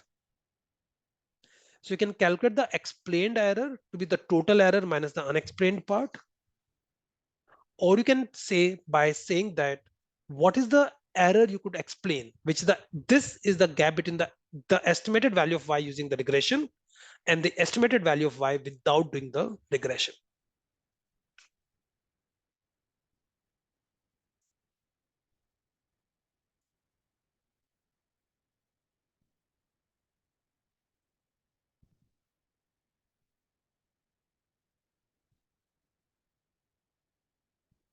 Clear?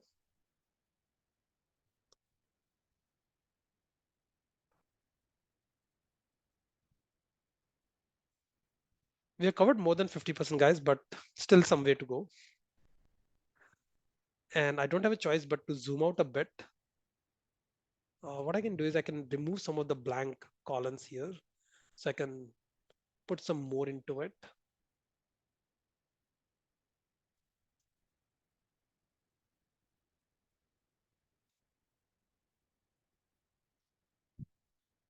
If I want to arrange it, this is the total error, this is the explained part, and this is the unexplained part.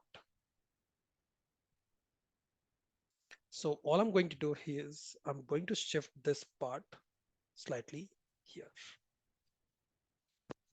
You don't have to do it, but just like I'm bringing it all together, this is the total error, this is the explained, this is the unexplained part. These are all the errors.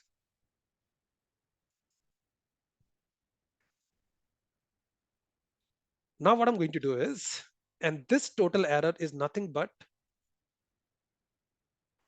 y minus average of y. Because what I'm doing is, if I estimated this to be the average of y, that would have been my plain estimate. The total error is nothing but the actual y minus the average of y.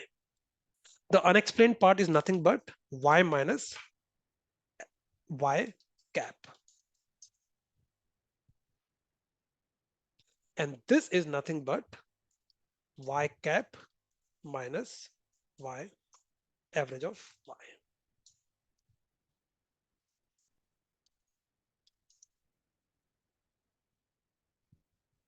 Are you clear with this part, guys? Any doubts? Ask me now before we go further.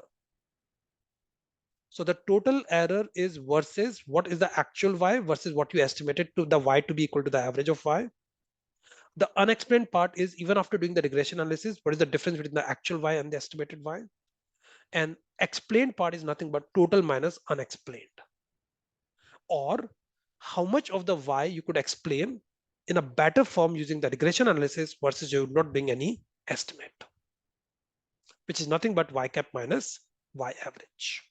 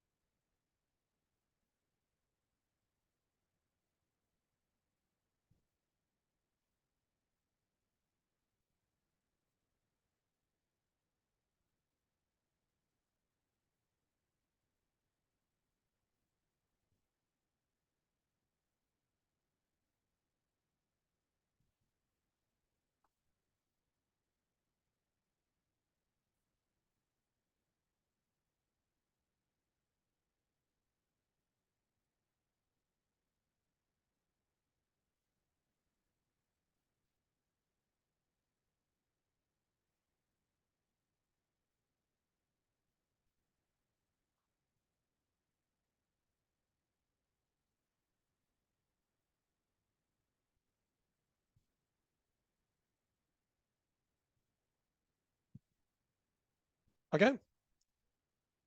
Any questions? Yogesh, Souvik? Okay. What we'll do is we'll square all the numbers now. We'll add 3 more columns. Let's call it A, let's call it B, let's call it C. So the total error I'm calling as A, the explained part I'm calling as B, and the unexplained part I'm calling as C. And we know, right, that in this case, A is equal to B plus C. because the total error is equal to explained error and the unexplained error. Fair? So let's do the square of everything. So I'll do a square here. I'll do a square here. I'll do b square here. I'll do c square here. Oh, sorry.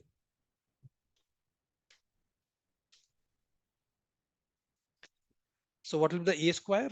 Is nothing but the total error ka whole square. And guys, the total error ka whole square is what we call as sum of squared errors, SSE. And that is equal to, you take all the errors and square that number. And that is equal to 16, 144, 1, 121, 16. It's exactly the same as these numbers, guys. Y minus average of y whole square. But we will call it SSE.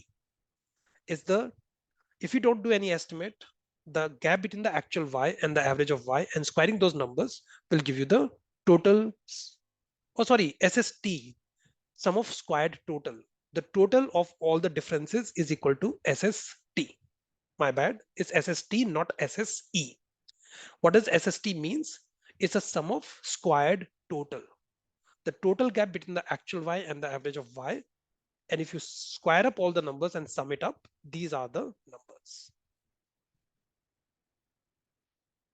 The explained part, if you square these numbers, the explained part, the numbers, if you square it up, you get 30.54, 122, 7.64, 122, and 7.64. This is what we call as SSR, sum of squared regression. And if you square up the error part, the unexplained error part, and you add up all the numbers here, this is called the sum of squared error. I mean, this is the unexplained part, which you could not explain even using the regression analysis. Now, if you add up all the SSTs, I'm getting 298. If you add up all the SSRs, I'm getting 290.132. If you add up all the SSE, you're getting 7.86. Yes. Let me put that in 2 decimal points. Now, if this is A, this is B, and this is C, it's equal to A square, this is equal to B square, this is equal to C square. If A is equal to B plus C, what do you think A square should be equal to? A square should be equal to what? Should it be B square plus C square?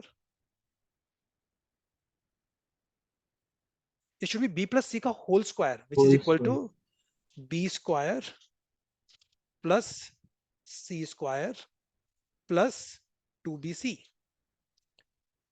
Now, I don't want to get into derivation a lot. It's not part of your curriculum. But in this case, the BC part is 0. So this is a special case where not only A is equal to B plus C, but also A square is equal to B square plus B square plus C square. See here, 298 is A square. Is it equal to B square plus C square? Yes. So if I add up these numbers, this plus this is exactly equal to 298. So what I'm saying is if I squared all the differences between the actual y and the average of y, what is the average of y if you don't do an estimate? The total error would have been 298. But because of regression, you could explain 290. And the part which you could not explain even with the regression is 7.87. So here, the regression is equal to of the total error 298, how much you could explain. The explanatory power, remember, how much you could explain is 290. So I could explain 290 divided by 298, and my regression is equal to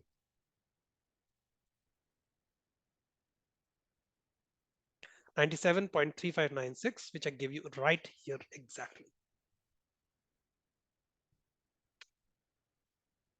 And remember, we took the break at 10:15, and I told you that after 1 hour, we'll come back to the exact same number. But don't curse me. I knew that number, but still everything is required because you may be asked to calculate SST, SSR, SSE. You may be asked to calculate Y cap. You may be asked to calculate anything.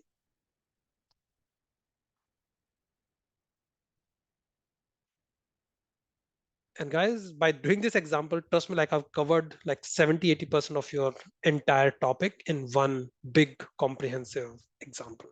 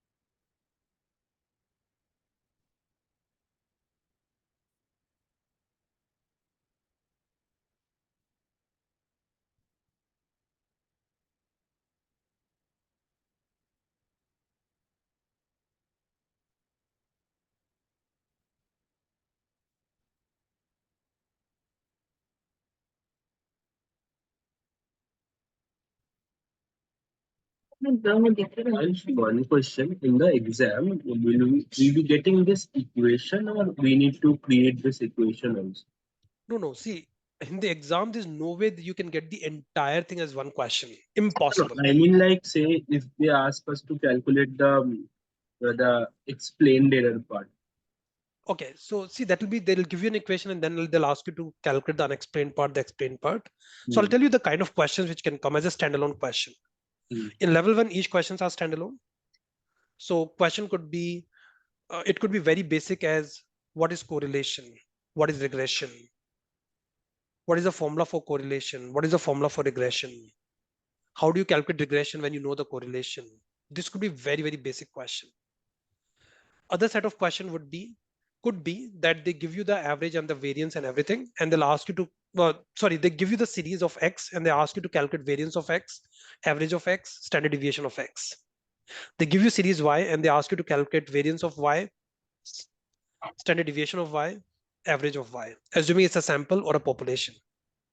Or they might give you the standard deviation and the variance and everything, and they ask you to calculate the covariance. Or they give you the covariance and the standard deviation, they might ask you to calculate the correlation. They might give you the correlation, they might ask you to calculate the regression. Hmm. They might give you the correlation and the regression, and they might ask you to calculate the slope. They might give you the slope and the intercept and the equation, and they might ask you to calculate the y cap. They might give you the y cap and they might ask you to calculate the unexplained part of the explained part. So they'll give you like everything and they'll ask you to go to the next step. So let's say we've done step number 1 to step number 20. They'll never ever ask you to do all the 20 steps. They'll give you step 10 taka meet and they'll ask you to calculate the step 11 and so on. So I can imagine like 20 different questions from what we've discussed so far. There is no mix match of question, like, I mean, concepts or something. In level one, they can't, right? Like, how can they mix covariance with probability, for example? I'm just thinking loud. How can they mix time value of money with this entire standard deviation and the regression? Like, I was going through the material and there were few questions like they were giving returns and the probability of having each of those returns. Then they were asking us to calculate the average, standard deviation, and all other हाँ matrices. वो तो अपना there's a separate topic called, right? Probability based, portfolio based probability, remember? Hmm. So we did the standard deviation wala part and then I took you to the probability weighted standard deviation. It's like I'll call it as a one concept. If they take regression into that, then I'll call it like mixing the topics. Hmm.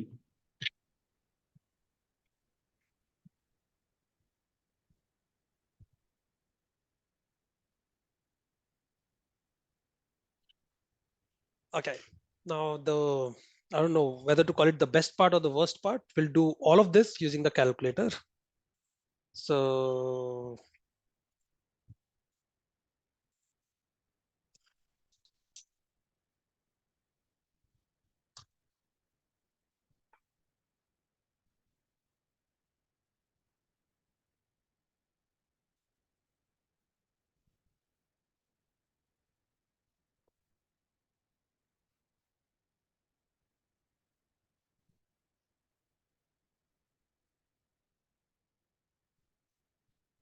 It's taking time to come up, guys. Give it a few seconds.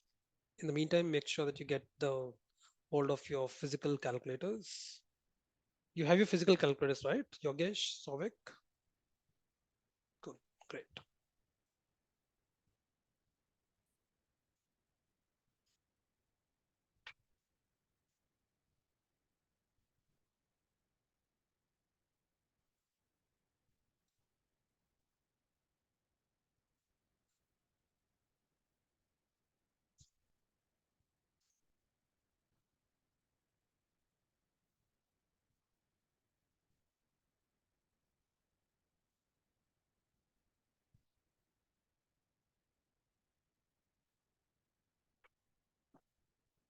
So let's say if they give you series X and series Y and they ask you to calculate regression. Will I calculate SST, SSR and SSE? No. Will I calculate Y cap and Y average? No. Will you even calculate correlation and उसका square करोगे? नहीं. सीधा calculator में number डालो and get the answer. So this entire thing I told you is so that you know each and every step. If they don't ask you regression as an answer, if they ask you step number 17, if they ask you step number 13 and step number 9, you should be able to answer.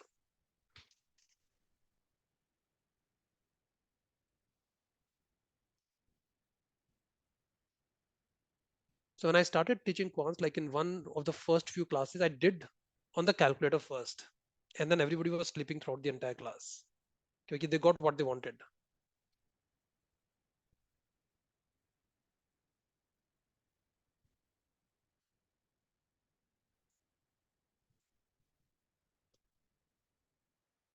And many people ask me, sir, is it worth paying for 4,000, 5,000 rupees for this calculator? But after this calculation, many people understand why did you pay 5,000 rupees for it?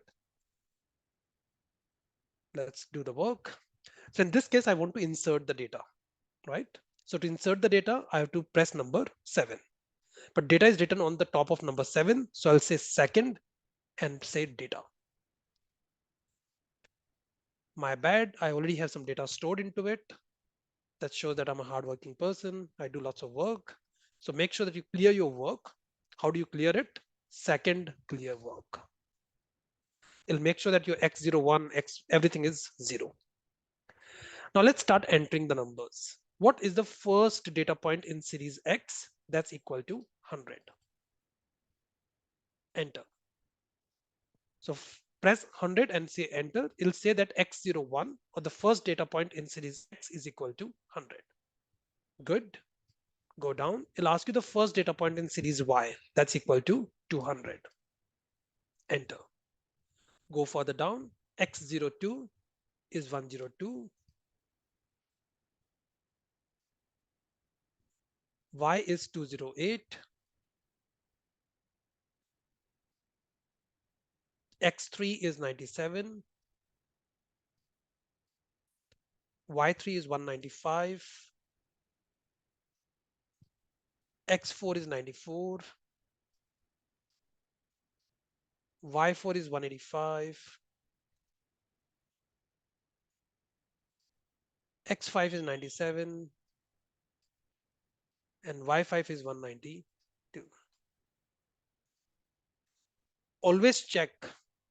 So the way I'll do is I'll keep pressing the down arrow. X0 100 200, yes. 102 208, yes. 97 195, yes. 94 185, yes. 97 192, yes. And just go further down. It should have X06 which is 0 and Y06 which is 0. All set. Now you want to do some statistical work on this. So with this data being stored, you want to run the statistics, which is on number 8. So say second statistics. Make sure that you see linear, LIN, linear on your calculator. If you don't see linear, keep pressing the down arrow. Oh, sorry. Keep pressing the stats button. No, sorry, what am I doing? So second and stats. No, second and stats. If you don't see linear, 1 second. Sorry, guys. Second stats. it's linear, but if you want to change it out of linear, again, I think you do second and stats. No, second stats. How you change it? Are you both getting linear already? LIN? For me, it's showing 1 minus v. हाँ 1 - v ना इसको change करना होता है एक second हम getting confused कि क्यों नहीं हो रहा चेंज second stats अरे नहीं यार second Second set. set अरे हाँ यार सॉरी थैंक यू तो सेकंड सेट करोगे ना सेकंड सेट तो लीनियर आ जाएगा एक्सपोनेंशियल आ जाएगा पावर आ जाएगा 1 - v आ जाएगा so keep second set till you get LIN linear. Did you get it, Savik? Yes. Yogesh, you also got it? Keep pressing second set till you get LIN linear. LN is for logarithmic, EXP is for exponential, PWR is for power, 1 - v is for something else, I don't know. LIN is linear. 1 minus v is for inverse series. Oh, Sir, inverse, I'm okay. still not getting this. Sorry. I'm not getting this LIM. You have to press second and then set. Pehले you have to go into second and statistics, Second statistics. and then you have to press second and enter till you get linear into it at the top of it. Yeah. Because you're doing a linear regression. Yes. Okay? Once you get it, then the fun starts. Press down arrow. It'll tell you n is equal to 5. Oh, ये तो हमें पता ही नहीं था. Like, the most basic thing that n is equal to 5.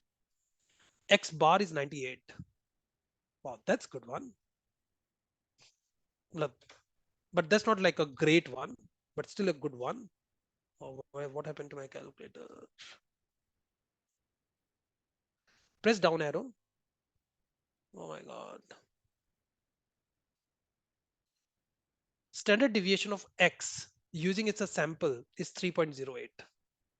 Did I miss something? No, 98. The standard deviation of X using its a sample is 3.08. Go further down. Standard deviation of X using its a population is 2.76. Down arrow. Y bar is 196. Standard deviation of Y assuming it's a sample is 8.63. Standard deviation of Y assuming it's a sample is equal to 7.72. A, which is nothing but intercept, is equal to minus 74.7895.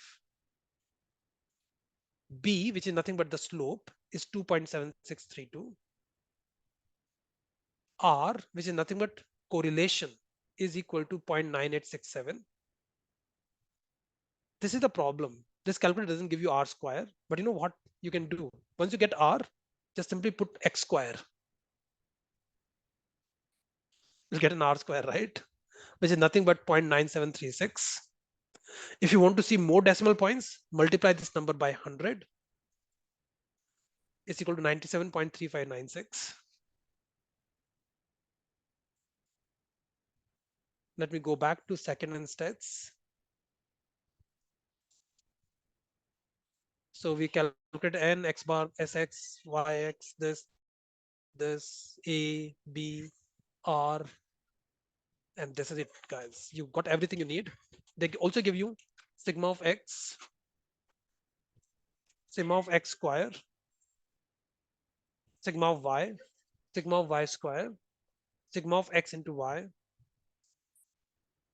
Everything is there, guys. So what we spent like almost an hour can be done on your calculator within less than a minute. So if the question is about calculating any of this, use the calculator.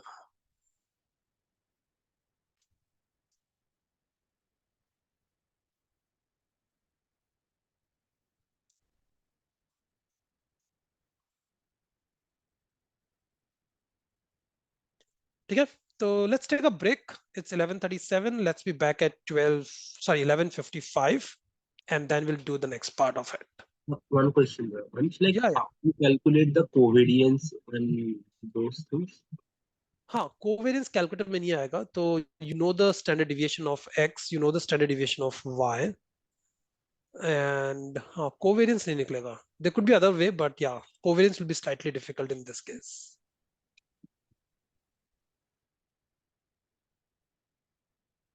ठीक है?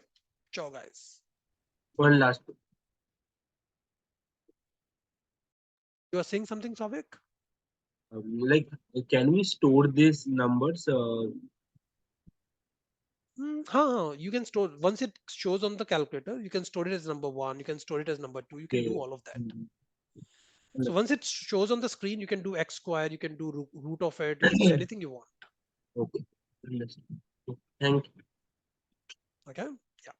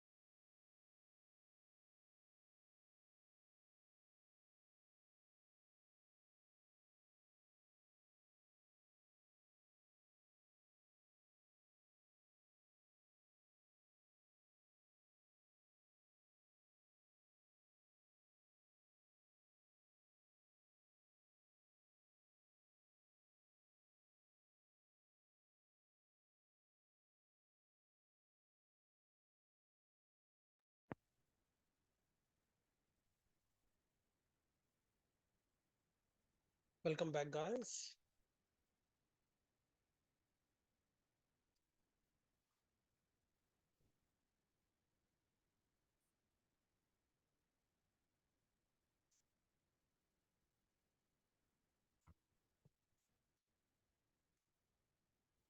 Okay, do you want to do one practice if I give you the numbers using manually, or you'll give it a pass?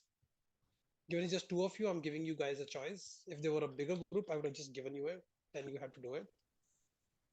So you can be very, very So if we transparent. would do an example, So if I give you numbers, do you want to practice it at your end? yes. Souvik?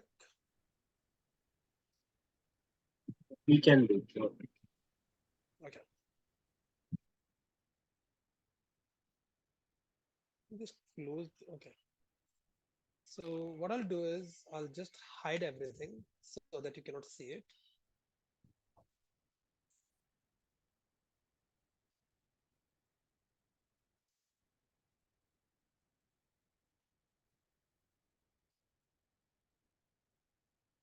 Why my system is slow? Because of that calculator thing, my system is running slow, guys. Close it.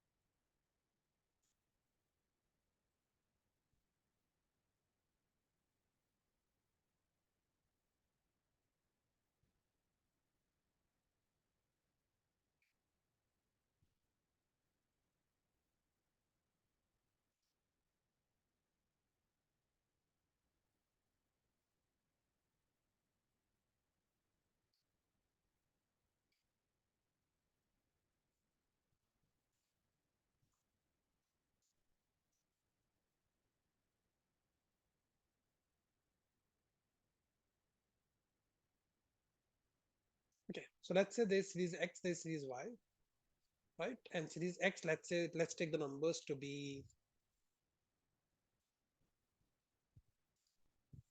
20, 22, 21, 19, and 18.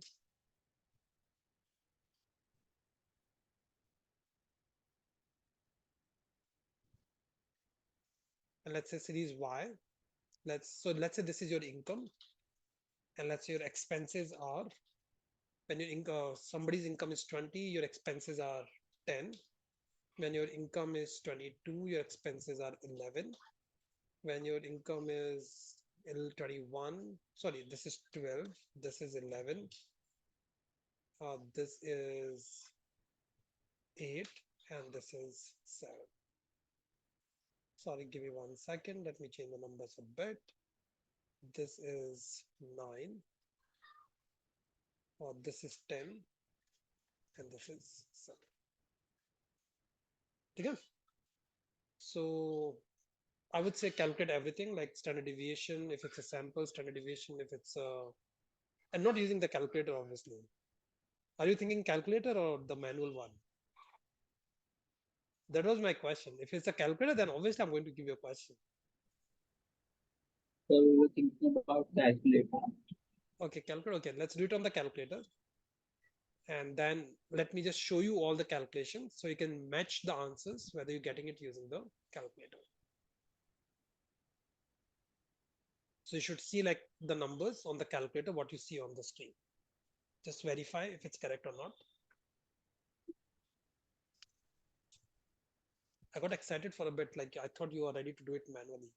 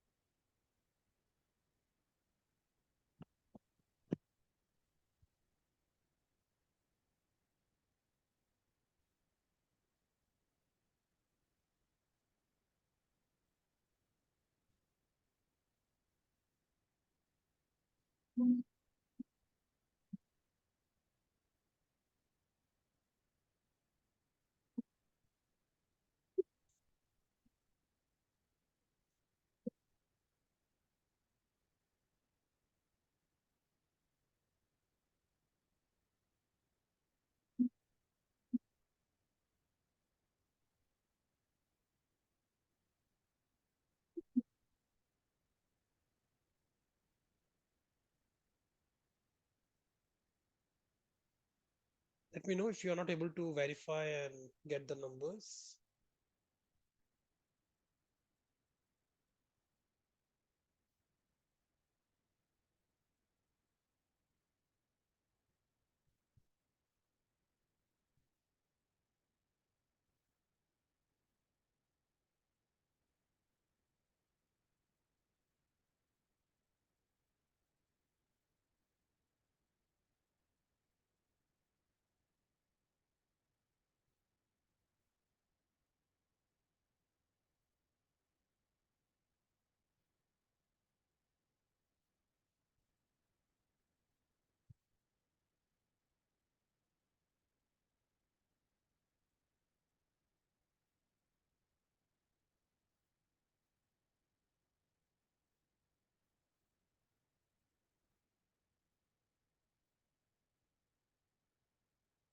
Ansh, like in the calculator, there is something called X comma type something. EX. Not EX, no, not EX. It comes Oh, that X comma thing, it's not in anywhere we do. okay.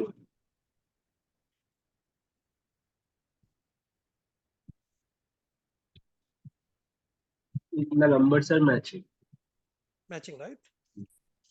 Okay, cool. So let's go through the remaining portions in the chapter. I think we have covered quite significant part of it, but still there are some parts here and there which will start doing it. Okay.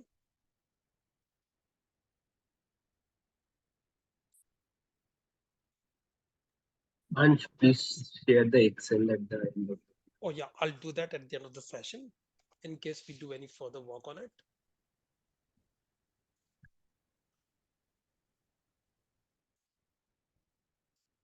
Let me save it so that I don't end up losing the work.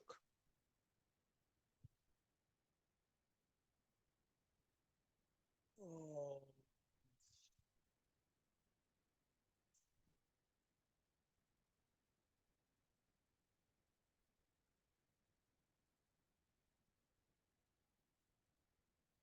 okay, temporary. I'll save it as Excel from 21st April.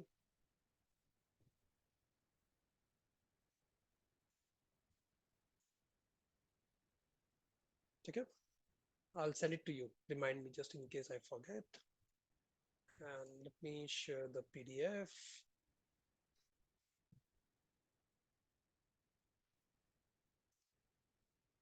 So guys, we are still pending this topic, parametric and non-parametric. We'll do it once we're done with the simple linear regression. Okay. So parametric versus non-parametric would not take more than 10 minutes.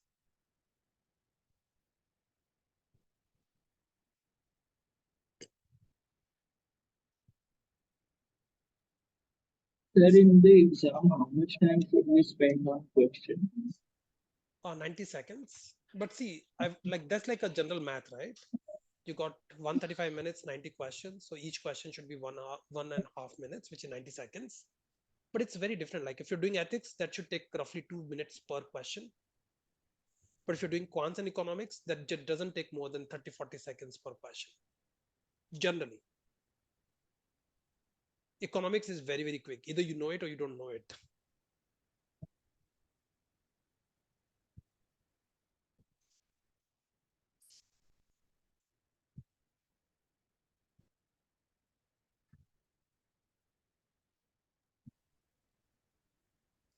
Okay. So just going through everything and you'll see lots of similarities and lots of things which we already discussed. So there are two variables in case of a regression. In case of correlation also there are two variables, but we don't bifurcate that which is an independent variable and which is a dependent variable. But in case of regression, The key focus is which is an independent variable and which is a dependent variable, right? The scatter plot, we did some work like how to put a scatter plot, what the scatter plot means. The regression equation is y equal to b, which is nothing but a, plus mx plus some error term, the error term which we cannot explain. There's a regression line on the scatter plot we talked about. SSE, sum of squared errors, which is nothing but the y minus y average per square.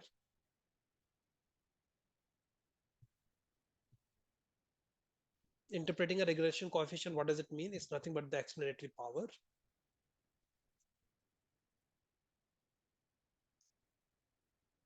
Now, what we assumed here, guys, is there's a linear relationship between x and y. Let me give you another x and y, okay? Now, I'm sure you are smart, but let's say when the value of x is 2, the value of y is 4. Okay? When the value of x is 5, the value of y is 25. When the value of x is 8, the value of y is 64. When the value of x is 12, the value of y is 144.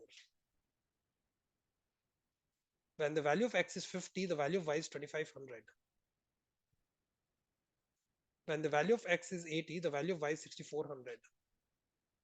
Are you getting some feel of it? What's happening? Square. I don't know it. We don't know it. Okay. Just like it's random numbers. Okay. Coincidentally, they are squares.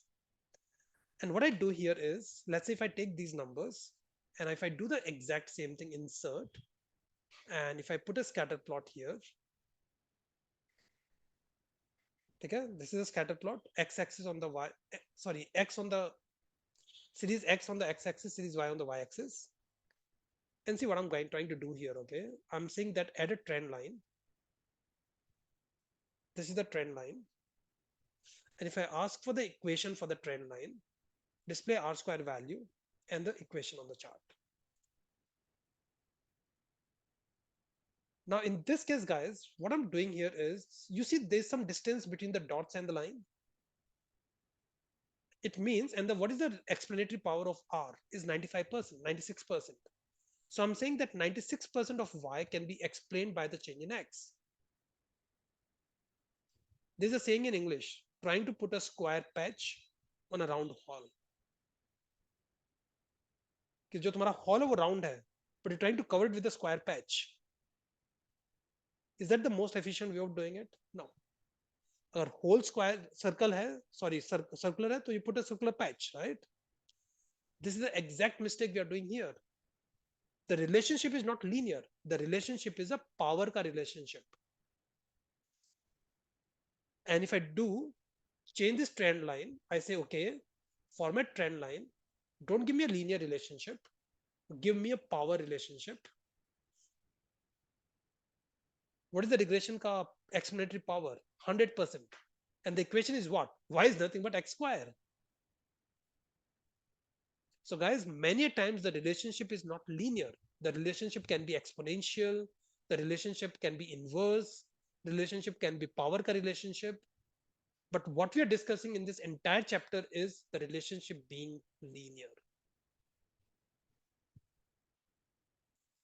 So make sure that you do not impose this linear relationship on something which is not linear, like this.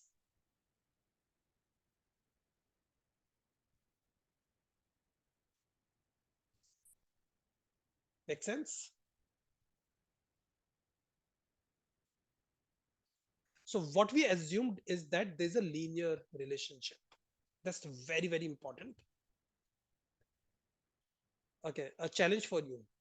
Can somebody pronounce it? Can you pronounce it out? No. Homoscedasticity. Yes, and it's like a tongue twister, but yeah, homoscedasticity. Yeah, and I feel proud that I can pronounce it very, very well. I struggled, like, I don't know. Like, Sovi could do a very good job. Yogesh was very close to it. But yeah, So it's a very difficult to pronounce thing, and people are like, oh my god, what is this terminology? What does it mean? But it's a very important concept, guys. So it says that the residual term is constant for all observation. It means there's a homoscedasticity. What it means, let's say there's some data, okay? So there are two things you can plot. One is you can plot x on the x-axis, y on the y-axis. Okay? So the upper chart, you're plotting x on the x-axis and you're plotting y on the y-axis. So the fit line is this black line, and these are all the observations. So in the first case, the error is this much. In the second case, this is the error. Third case, this is the error. Fourth case, this is the error. Fifth case, this is the error. In the sixth case, the error is 0. Then your error is this much. So if I try to get the error for each and everything, it's nothing but the distance between the line and the dot. So see, error keeps coming down, but then error keeps increasing as well. You see? Then error again comes down. Again it comes to 0. Then again it starts increasing.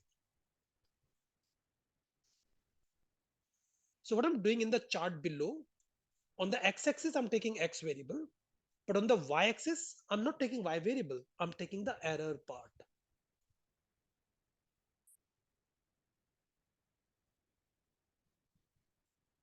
So take a minute to visualize. On the in the upper chart, this is your x series, this is your y series.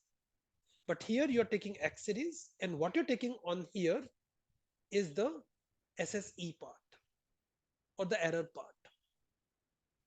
Sorry, square nahi kar rahe ho. You're just taking the unexplained error part here. Just give me 1 second, guys.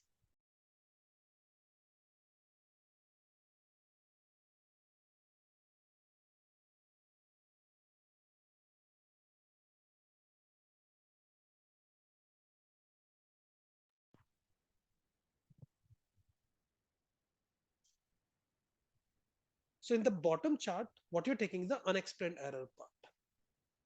Now, guys, what is an error? Something you can't predict. And if there's a trend, just say, for example, I remember, okay, we did a regression analysis, you know, and based on that regression analysis, we were underestimating the value of y always. तो हमने क्या किया उसके अंदर उसका जो constant है उसको बढ़ा दिया हमने. And now we were getting closer to the value of y. एक बार हमने एनालिसिस किया, हमने लगा कि हमेशा हम we are over predicting the value of y. So we reduce the value of c, the constant part, intercept part. So I'm saying if you can predict something, then it's not an error. Then you can explain it. So homoscedasticity means, sorry, again I'm losing it. Homoscedasticity means that the error term is very, very random. There's no trend into it. There's no way you can predict it. Because if you can predict it, you can add something in your regression equation to forecast it. For example, in this case, this is the error term. So when the value of x is too less, the error term is higher. When the value of y is too much, the value of the error is higher. इसका मतलब जब x too small है या x is too high, your error term is higher. तो क्या करोगे तुम? You'll say that अच्छा, if the value of x is less than this, I want to add something to reduce the error term. If the value of x is more than this, I want to do something to make the error term lower. But you can see a direct trend, right? What is happening to the error term with the change in value of x? And because you can predict it, because you can see the trend, that's not an error.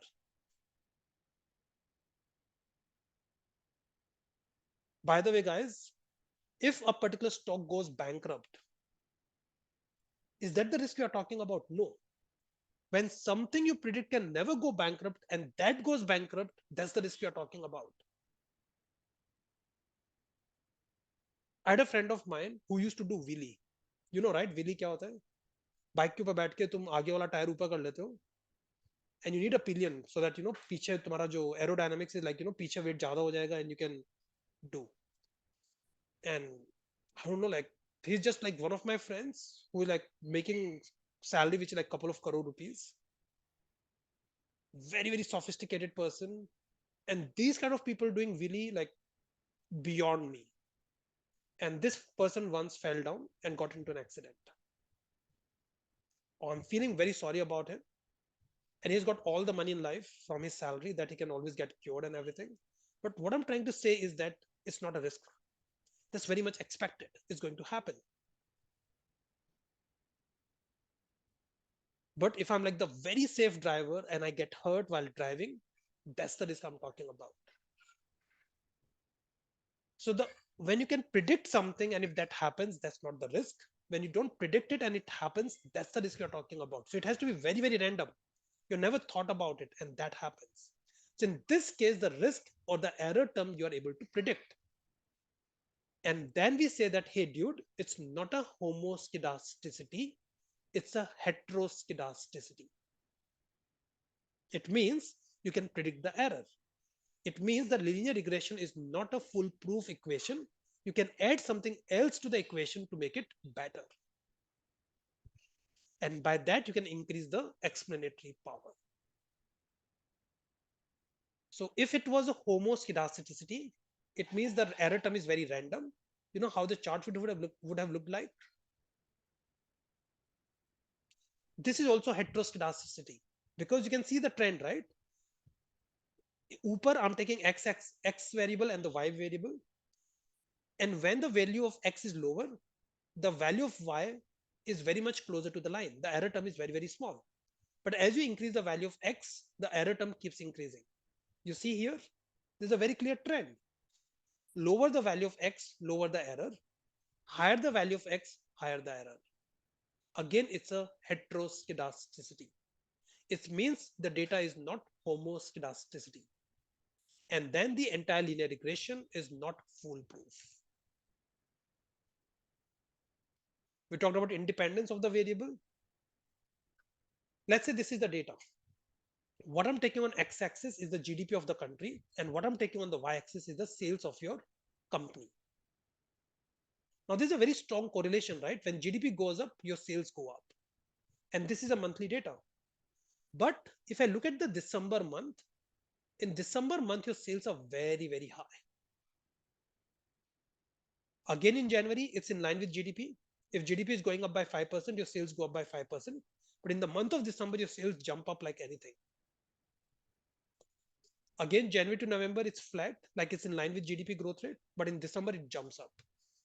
If I look at the error term, it's very random. It keeps going up and down. But look at the error term in the 12th month, which is the December month. Again, see the error term. Now, guys, you know what's happening? There's a seasonality here because maybe the business you are running is into winter garments. And when it's a December month, depending on how cold the winter is, your sales go up. Even if the GDP of the country is not going up, but your sales go up. It means there's again a problem with the seasonality of your data. So what you should do is when you do the regression analysis for the December month, you should bring in some other factor that, okay, it depends on how cold the weather is.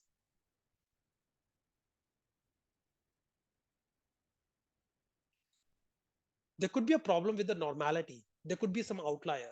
Let's say if I'm taking the growth rate in the restaurant business with the population of a country, or let's say the income level of a country. Higher the income level, more people will go to restaurants. Now I've collected this data for the last 100 years. And I can see that, and if I try to plot it, let's say here I'm taking the income of the country, average income. Here I'm taking the number of people who are going to the restaurants. Okay? And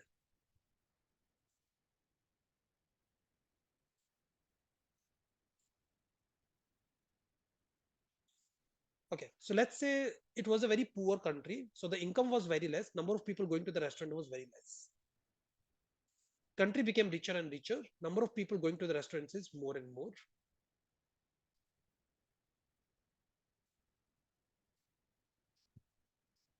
You see, there's a very strong correlation or strong regression. But in 2020, COVID-19, Most of the people in this country are making salary income, so their salary did not get impacted. Actually, they got a salary increase, but number of people going to restaurant was zero, near zero.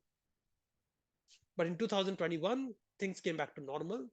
In 2022, you know what happened in 2022, by the way, guys? Sorry, in 2021, the income level did not increase much, but the number of people going to restaurant was this much. You know why? There was a thing called revenge shopping. You know this concept? Have you heard about it? Yes, like they like they started shopping or like going to places they didn't able to in the last 2 years due to the COVID. Yeah. So people said, Acha, you COVID-19, you didn't allow me to eat outside in 2020. Now you see how much I'll do in 2021. I'll eat twice. Not twice, I'll eat it thrice, which will make up for the last year, which will make up for this year, and which will be even more than that. There's somebody's at the door. Give me one second.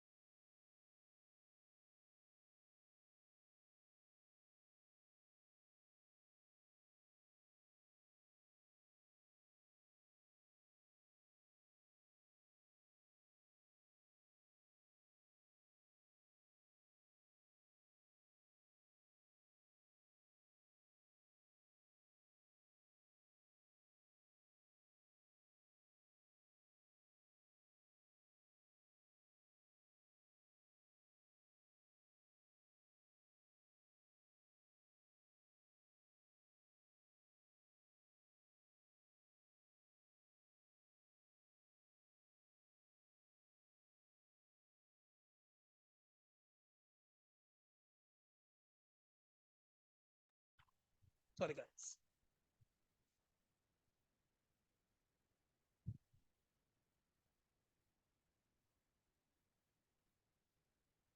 So that was the revenge shopping, okay? And then when we came back to 2022, people came back to the normal thing. Take a revenge is done. Let's go back to the normal. So let's say if I'm trying to study this data for the last 30, 40 years, the problem is that 2022, 2020 was an outlier and 2021 was an outlier. We should remove these outliers to study the pattern in terms of what will be the impact on the restaurant people going to the restaurant with the change in the income level. Unless you assume that COVID-19 is going to happen again. And let's not jinx it. Let's not even mention it. We assume that these one of things doesn't happen ever again. As a result, you should remove these two outliers from your data set. Reasonable?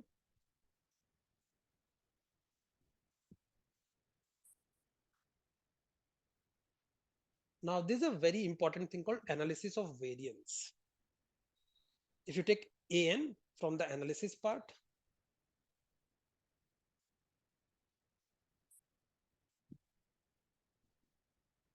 highlight क्यों नहीं हो रहा? So if you take analysis of ka O and variance ka VA, so you get ANOVA, and that's the short form of ANOVA, analysis of variance. So the data I showed you and the work we did on this data set, there's in Excel, there's a tool, not this data, but the previous data set. Let me just copy and paste the previous data set. This is the data set we had, right? And I'm going to send you the Excel with this data set so that you can understand, and you have all the notes and everything, right? So with this data set, if I try to do something on my Excel sheet, there's like a very quick function, and that quick function will give me an output like this. And it's called ANOVA table. It's just like one click and you get this output. And what this output tells you is that, hey, the R multiple R, which is correlation, correlation is equal to 98.67. Is that correct? Yes, that's correct. The R square value is nothing but 97.7. Is that correct? 97.36 आ रही है.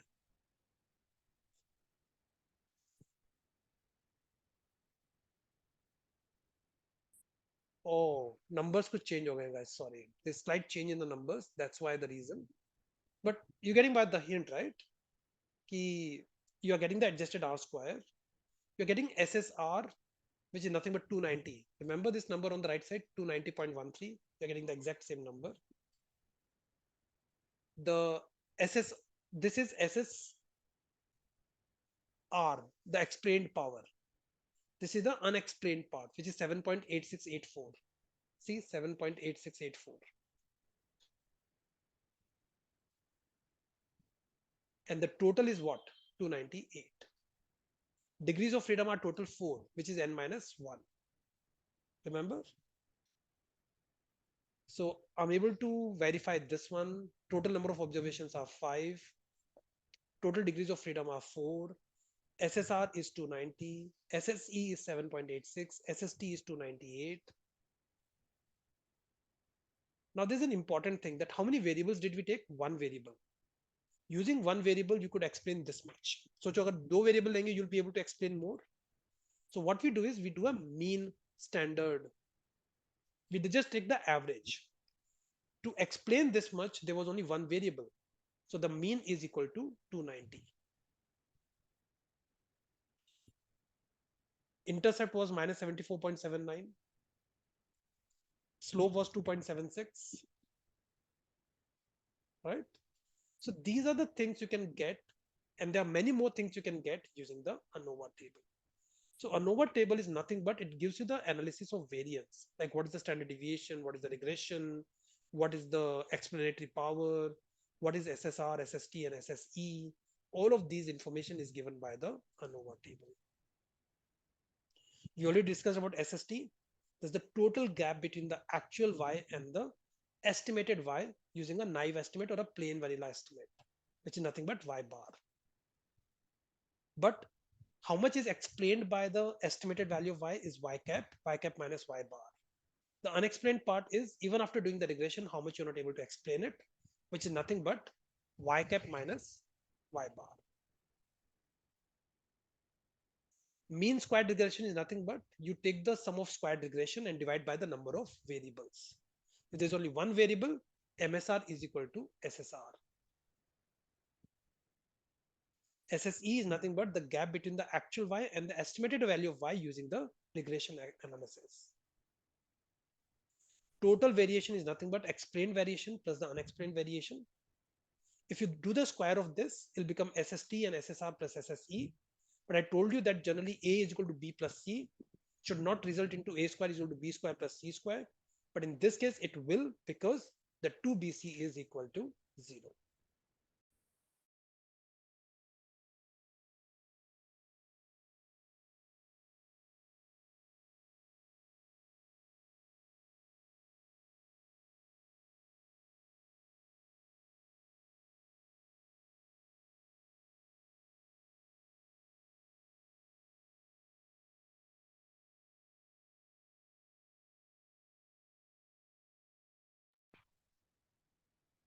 Okay. This is what I explained to you, that if you don't do an estimate, your estimate would be equal to y average. But this is your estimate using the regression analysis. You'll see that whether the dots are closer to the black bold line, then it's worth doing the regression. But if it's not, then it's not worth doing the regression. This is the output you get from the ANOVA table. Now, this is a very important thing called SEE, standard error of estimate. So guys, we'll be talking French in some time. So what is SSE? SSE is the standard sum of squared error. If you divide it by number of variables, you get MSE. And if you do a square root of it, you get SEE, standard error of estimate. What is the value of R square? SSR divided by SST, which is nothing but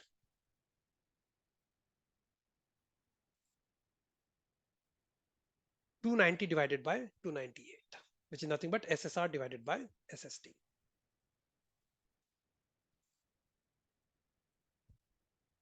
Now, just like we did lots of work on the T statistics, there's F statistics. I've never seen a question around it, but you should just read through it. There's some mention of it. Just like we did the hypothesis testing, there's some work on hypothesis testing here. Again, once you go and take a read through the hypothesis testing we did in the previous class, all of this should be very easy because we have already laid down the foundation. And that's like a very small part, okay, guys? Hypothesis testing on the regression part. So don't break your head too much because the questions are very, very limited from the hypothesis testing on the regression analysis. How to calculate the predicted value of y? That's nothing but what is the slope plus the intercept into the value of x. That's nothing but y cap. We already did that work.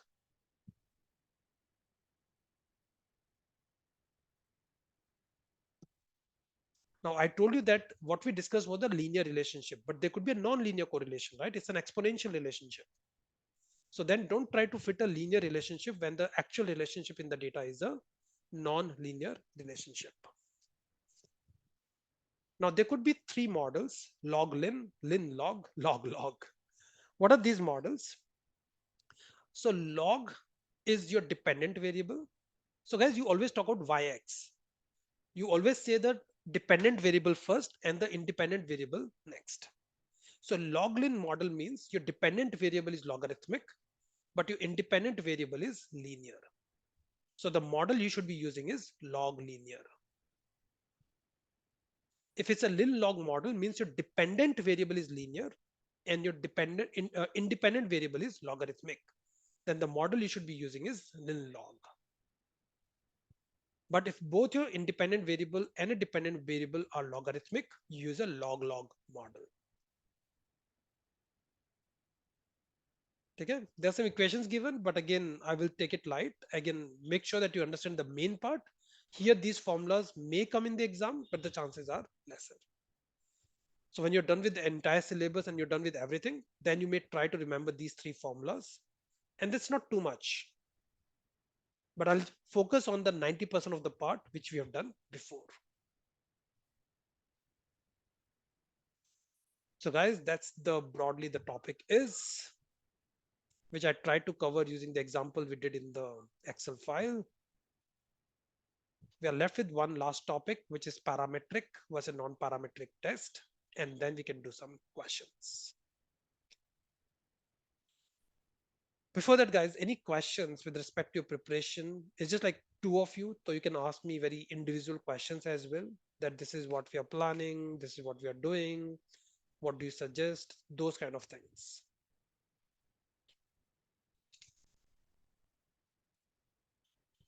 In a bigger forum, it becomes a bit difficult, but in this smaller forum, we can answer those questions. Like I am currently like trying to like match your pace, like at least complete the topics once while we are reading it. So That's the best strategy. If you can keep a pace up with that, because if you do 10 hours on Saturday and Sunday, you should be studying for 40 hours for those 10 hours to keep a pace up with. And many people who are working full time or studying full time, they find it difficult.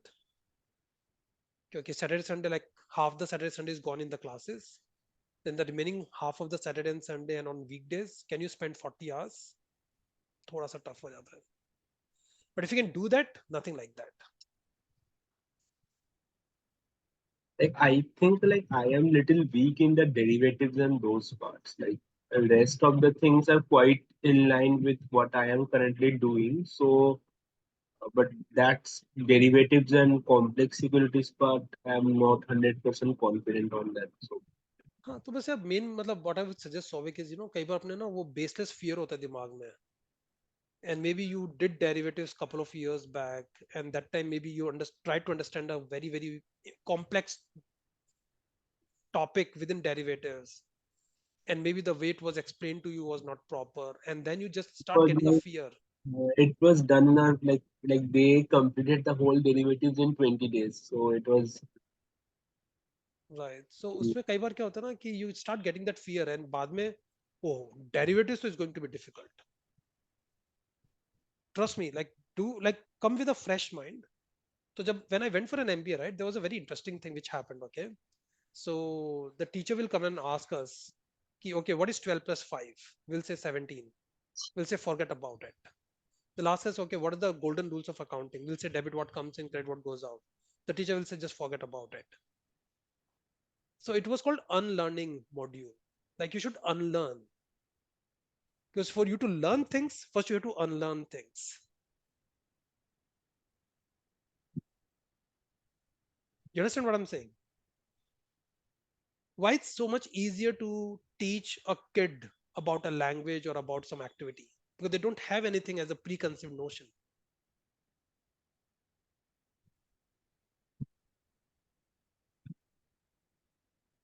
I was trying to teach my wife like how to drive a gearless car. And I was also trying to teach it to my cousin who doesn't know driving, how to drive a gearless car. Trust me, it's easier to explain it to my cousin who doesn't know how to drive a car, how to drive a gearless car. But to my wife, she like ends up like pressing brake when she has to brake. Like the problem, like she had learned how to drive a geared car. So that's what I'm trying to come to.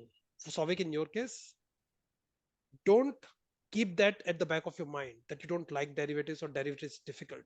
When you go into derivatives class, go with a plain slate, because it has hurt me in my entire career.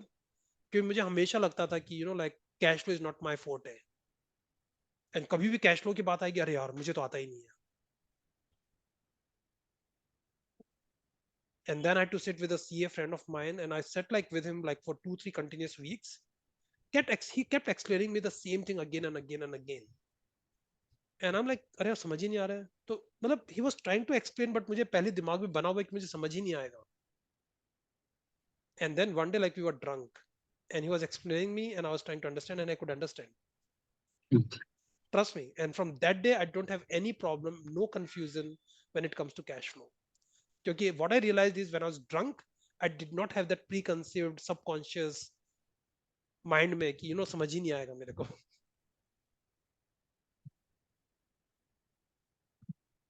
So yes, derivatives is difficult, but it's not level 1 ka derivatives which is difficult. Level 2 ka derivatives is slightly more difficult.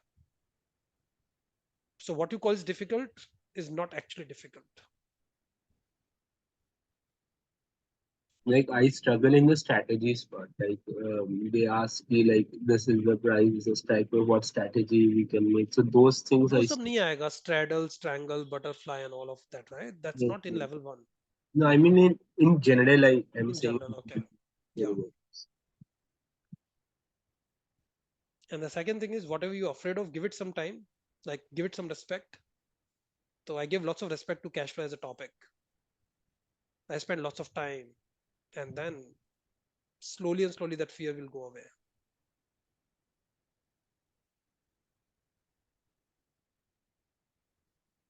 जैसे मुझे ना school में English का fear था. मतलब I do not come from a मतलब my primary language not English. तो मतलब होता ना कि for you guys it comes very very naturally, right? You sit on the table, you keep something on the table. मुझे रटना पड़ता था ये सब चीजें like during my college days. अच्छा, you don't sit in the table, you sit on the table. You go to someone, you don't go in someone. those kind of things. Because I don't come from a like English speaking uh, schools and all, and I did all my thing in Hindi medium. Same So for when I was going for my CAT, guys, like उस time CAT में ना ऐसा नहीं होता था कि there used to be three things, right? English, Quants, and the DI, data interpretation, and you have to do it in 2 hours. And when I was writing it like 2 decades back, there was no cutoff key. You have to spend 40 minutes in English, 40 minutes in math, and 40 minutes in DI. You can spend 2 hours the way you want it. And पता मेरा कैसे split होता था? I'll spend 25 minutes in Quants, 25 minutes in DI, and 70 minutes in English. And in Quants and DI, my percentile used to be 99%. And English में मेरा percentile will be 70%.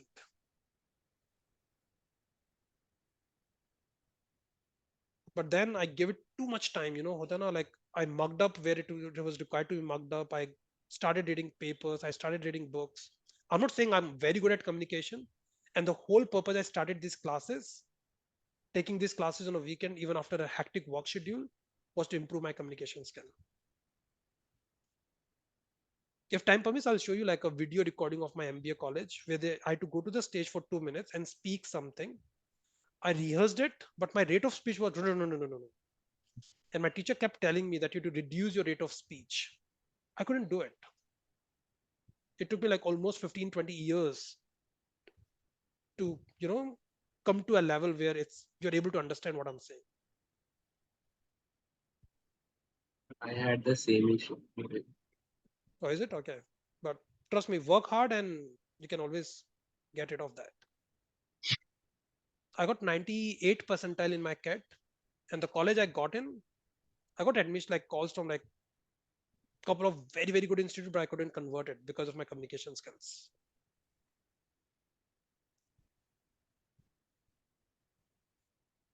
I'm not saying I'm very good at communication now, but at least it's not my weak area. It's one of the weak areas, but it's not the weak area.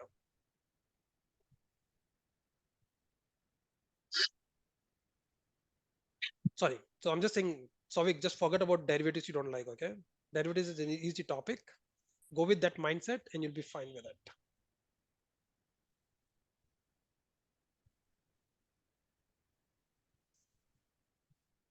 And guys, start studying. That's the most important mantra. There's a law of inertia.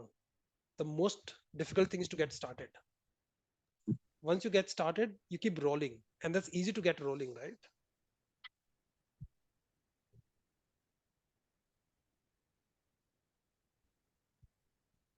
Thank you, Ansh. Any other question, anything else which is bothering you?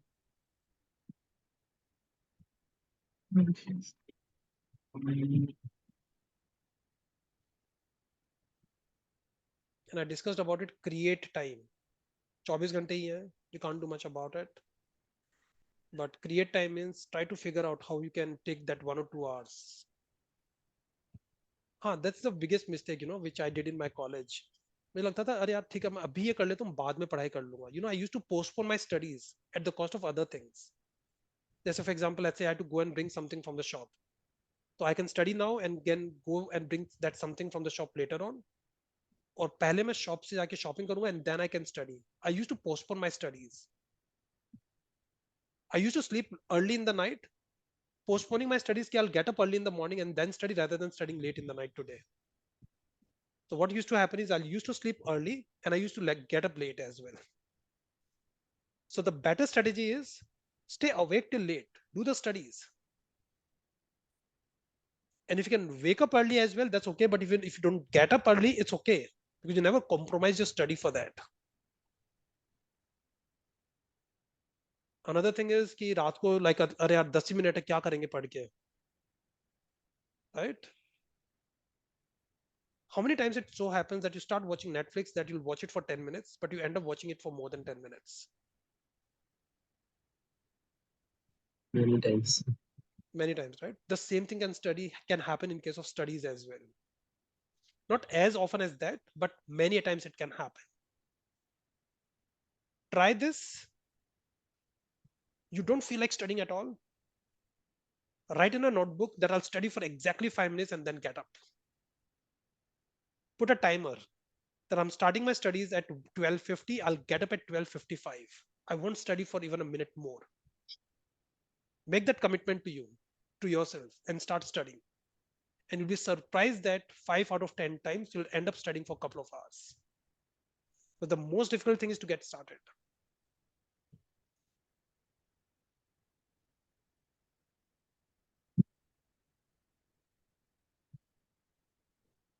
And keep the audio things, guys, always with you, so that I wouldn't suggest like watch too much when you're traveling, but you can listen when you're traveling, when you're not driving or riding yourself, just to be safe. So take a public transport rather than driving or riding yourself. I keep saying it. Public transport will take you like slightly more time to commute, but then the entire time you can listen to something.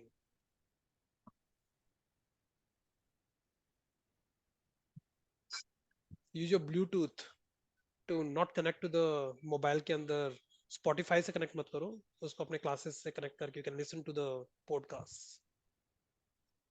YouTube पे बहुत सारा material है which you can listen to related to your CFA level 1.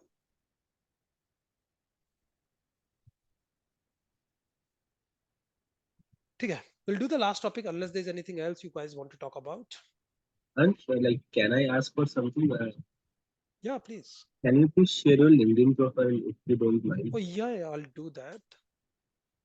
See, I used Ansh as a pseudo name. Like I'll share like my actual. This is the name you can search me with, and you'll find it.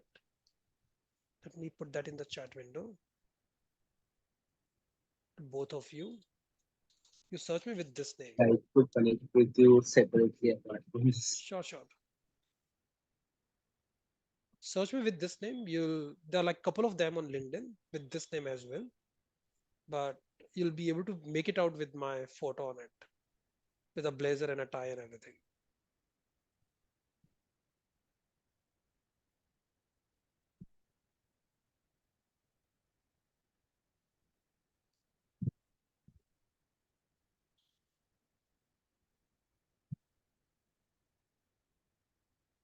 Could you find it? No, actually. No? Yeah, Let me send you the link itself if that's easier. that would be easier.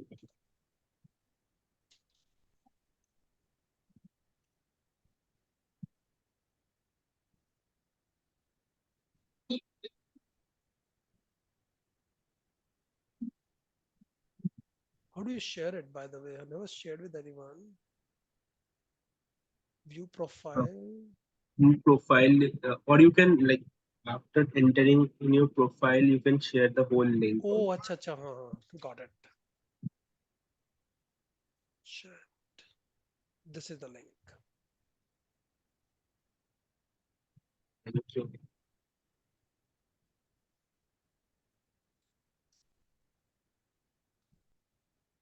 Works? I'm checking this.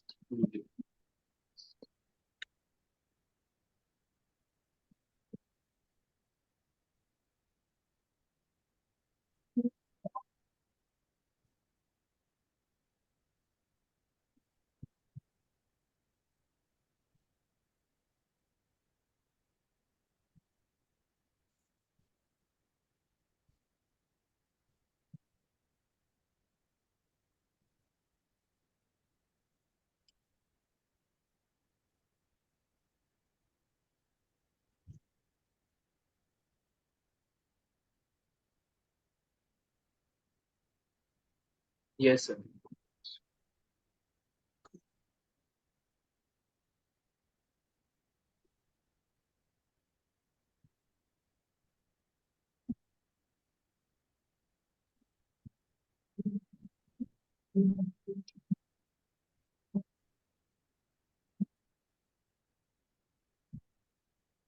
Do you know Abhishek Bansal by any chance?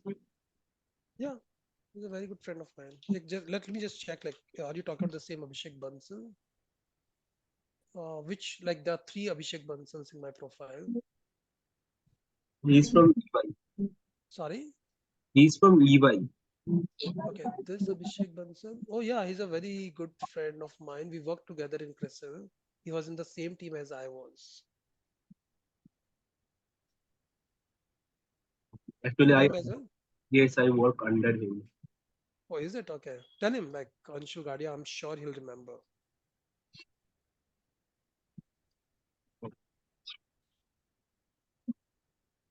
Okay. Okay. So is your direct manager? No, like he's AD. So I work, I think one level below him. Okay, He's you report to manager. someone who reports into him. Yes, yes. Acha, acha. I don't know when I talked to him last. Been some time, but yeah, I'm sure he'll remember if you say the name. Sure.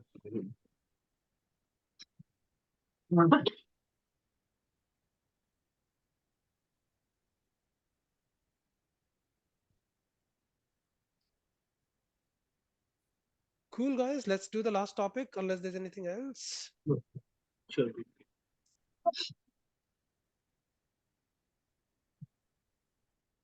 Great. So, what is parametric versus non-parametric test? Did I talk about like the restrictions a hedge fund has, sorry, a mutual fund has compared to a hedge fund? No, right. Okay. So let's say Yogesh has some idea that he can invest into a stock and get a 20% return. And Sovik also has an idea about a particular stock and he knows that he can get a 20% return. So both of them identifies there's a stock ABC, which is currently at 100 rupees and can go up to 120 rupees. And 20% is a very good return, right? You can make in a market. But the problem is that Yogesh, oh sorry, not a problem. Just as a matter of fact, Yogesh works with a mutual fund and Sovik works with a hedge fund. Now, what's the difference between a mutual fund and a hedge fund? We'll talk more about it when we get into alternative investments. But for now, remember one thing that mutual funds have got lots of restrictions. The restrictions, as in, you cannot put more than 10% of your money in a single stock. You cannot do short selling. You cannot take leverage. You cannot do this. You cannot do that. So, mutual fund is like a strict parent who allows you to go for a birthday party, late night party, but wants you to be back by 7 p.m. Okay. Hedge fund is a bit more lenient. Acha, you want to invest in this stock? Yes, you can do that. You want to park 100% of your money? Yeah, please do that.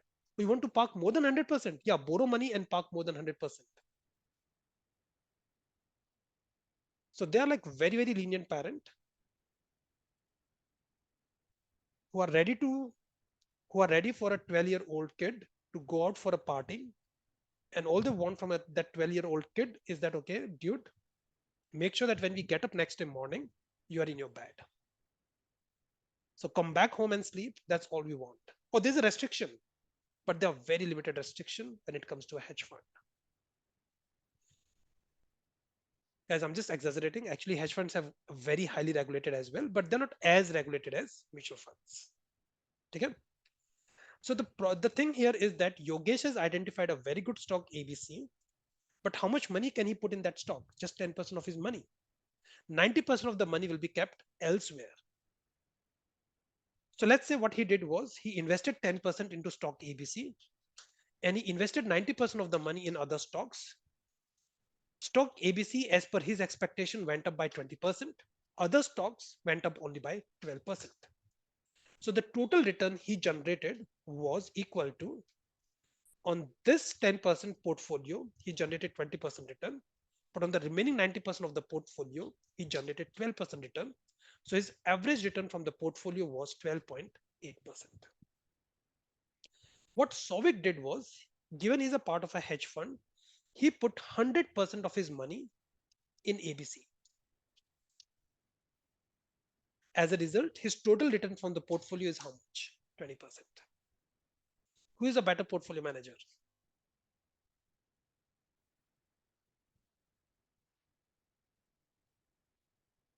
It may look like Sovic is a better portfolio manager, but he is working without many restrictions. What has he done better than Yogesh? Let's ask ourselves. Both of them identified the same stock. Both of them had the same conviction on the stock. Yogesh put the maximum money he could put on ABC, which is 10% cap, maximum cap. So we did the exact same thing. There is no restriction on the amount that Sovic, is it. exactly. So what is making Sovic look better is that there's just no restriction. So guys, this is technically parametric. This is non-parametric. Oh, sorry. This is parametric, my bad. And this is non-parametric. So parametric statistics or parametric model assumes that there are some restrictions, there are some assumptions, and we assume too many things. So for example, normal distribution is a parametric distribution. But we assume that mean is equal to median is equal to mode. We assume that the data is not skewed. We assume that this much data will be in this range, blah, blah, blah. But non-parametric means we don't make any assumption. The data can be anything. And guys, if you can have some analysis done on a non-parametric model or a non-parametric distribution, that'll be very powerful. I'll give you an analogy. Okay, let's say you hire somebody at your house for a house help, or you hire somebody in your business to help you with finances and everything. What is the main one quality you need in that person who is going to manage your money and everything?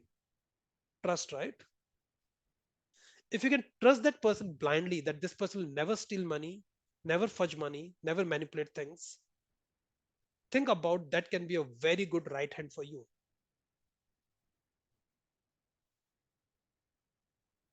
So parametric distribution assumes a few things. Just like for that particular person, if you can assume that this person is a royal person, is a loyal person, is very honest, you can do so much more thing with that person.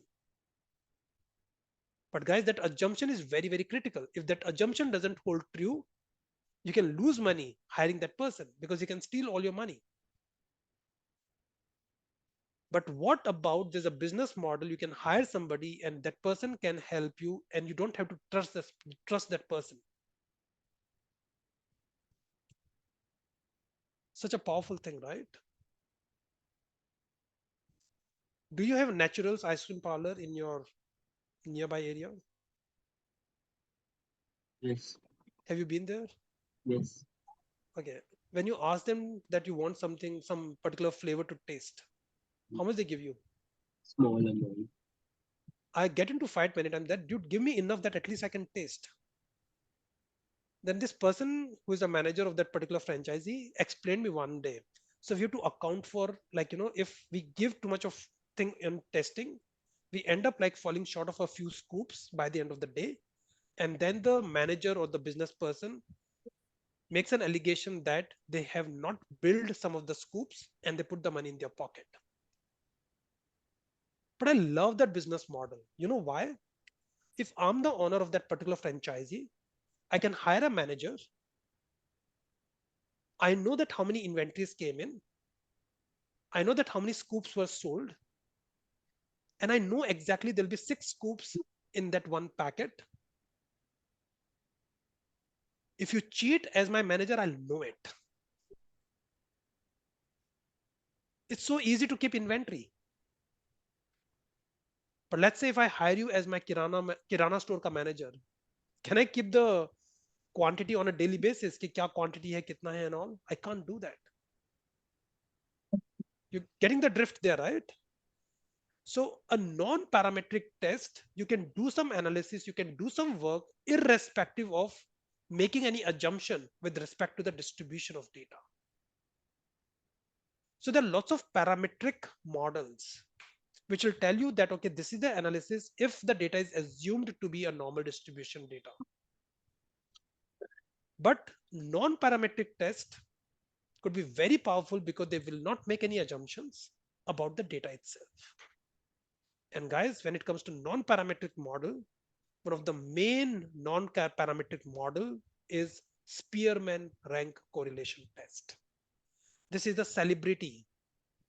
This is the most popular one when it comes to non-parametric test.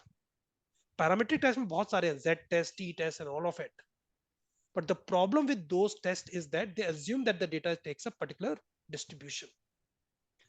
Spearman rank correlation, no assumptions. It works for any data, anywhere. That's the beauty of it. So the Spearman rank correlation test goes like this. Let's say you're a particular or let's say you are a team playing football. There are total 30 teams participating it, and you came first in that tournament in year 2022.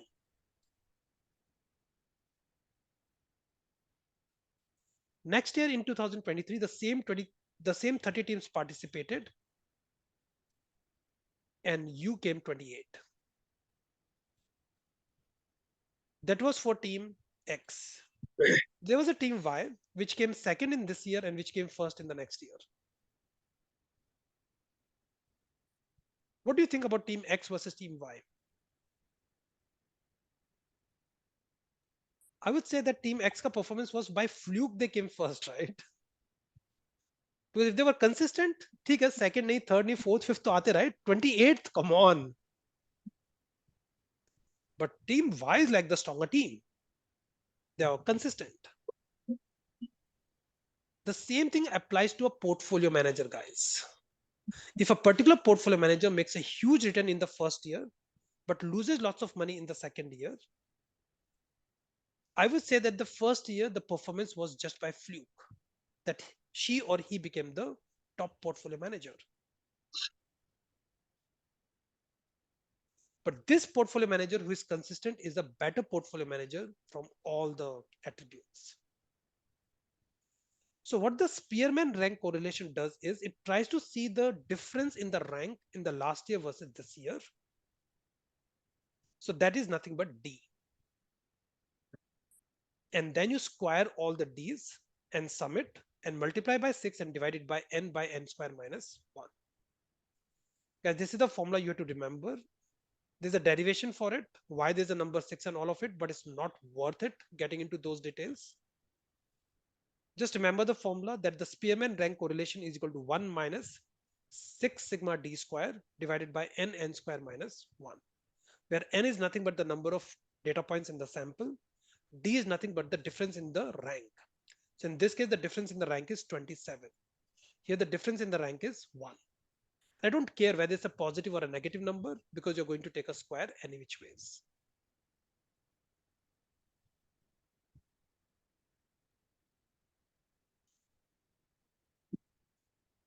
So if the Spearman rank correlation is very, very close, it means that it's just not fluke, but there's a consistency in the performance.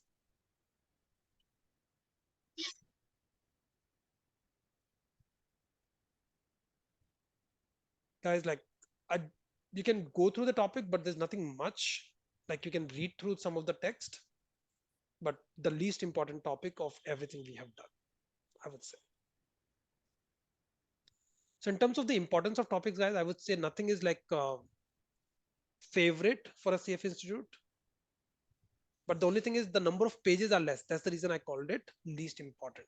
See the number of pages we had in regression versus the number of pages we have in this topic. Count the number of pages. We have got 1, 2, 3.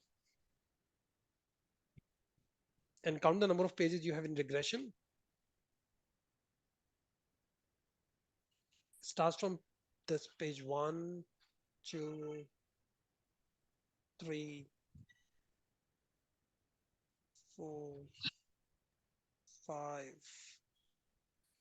6, 7, 8, 9, 10, 11, 12, 12, 13, 14, 15. Yeah, I'll call it like 16 pages. That's the difference I'm talking about.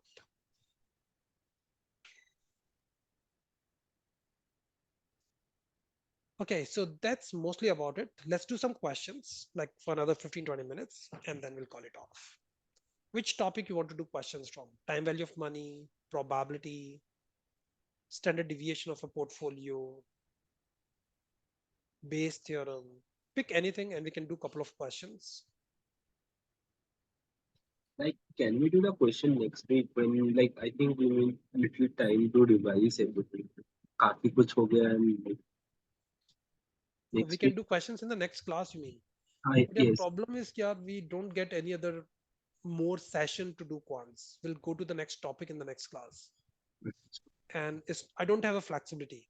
क्योंकि recording होता सब कुछ. If it was in the classroom, we can still take a deviation.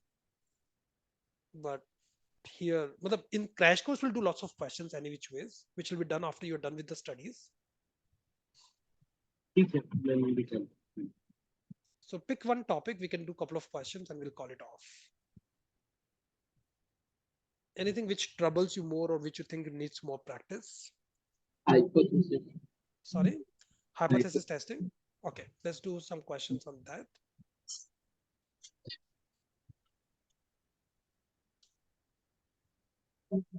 Okay, let's take an example for that. Okay, so what's happening is, let's say there is a big order you have got to make shirts for a group of people.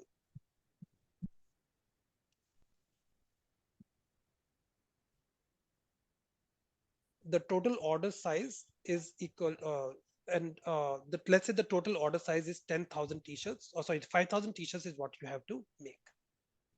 What you do is you have given an order to your factory guys to start making shirts, and they have made all the 5,000 shirts.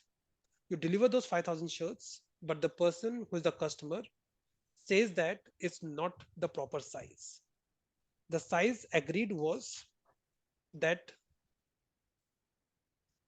he said that the size should be 34 inches, but he says like it's materially different from 34 inches. So what you do is you said, okay, send me 70 t-shirts as a sample, and you try to see what is the average size of these 70 t-shirts, and the average size of these 70 t-shirts comes out to be 35 with a standard deviation of 2. So based on this sample, you have to see whether the allegation from the customer that the average size of the entire lot is materially different from 34-inch is correct or not. And you have to say it with a 95% confidence.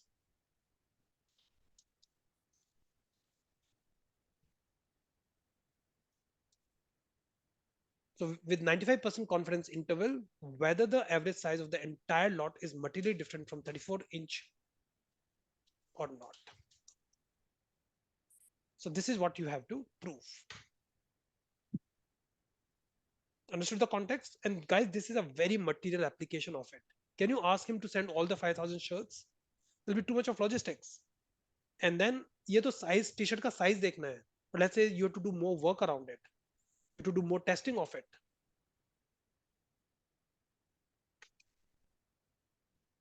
So tell me, what do you think with a 95% confidence interval, whether the average size of the entire lot is materially different from 34-inch or not? Create a null hypothesis, create an alternative hypothesis, calculate the Z value, calculate the T statistics value, and tell me whether you'll reject the null or not. Depending on that, tell me whether you'll accept the alternative or not.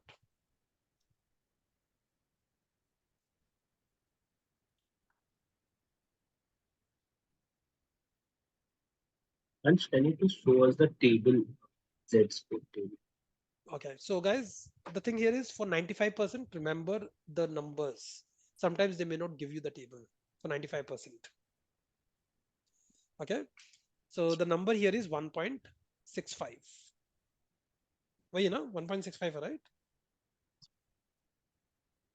Even I'm getting confused. 1.645. 1.645. Yeah, to be exact, it's 1.645.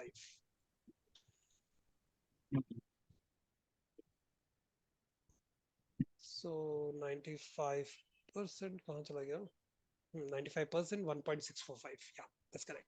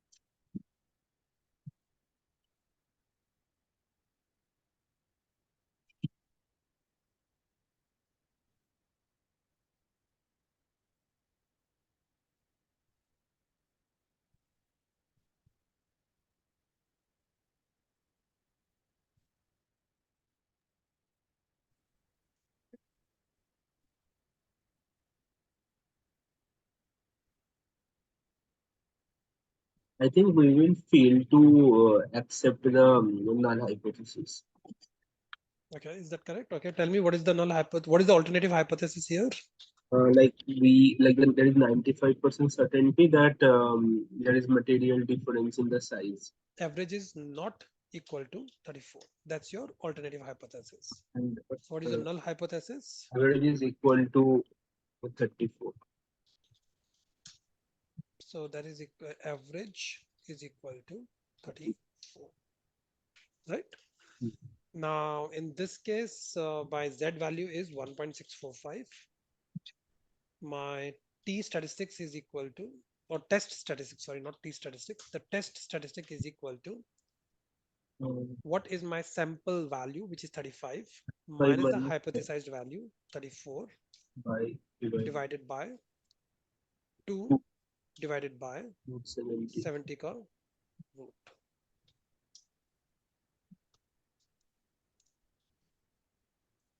So I'm getting 1 divided by 0.23, which is equal to 4.18. Now in this case, guys, let's draw the chart. So it's 1.645.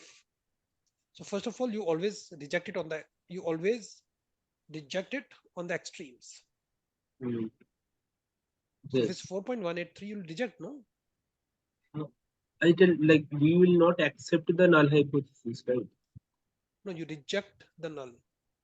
Okay, we same like No, we will no. reject You reject the null, and so you accept the alternative hypothesis that it's materially different from 34.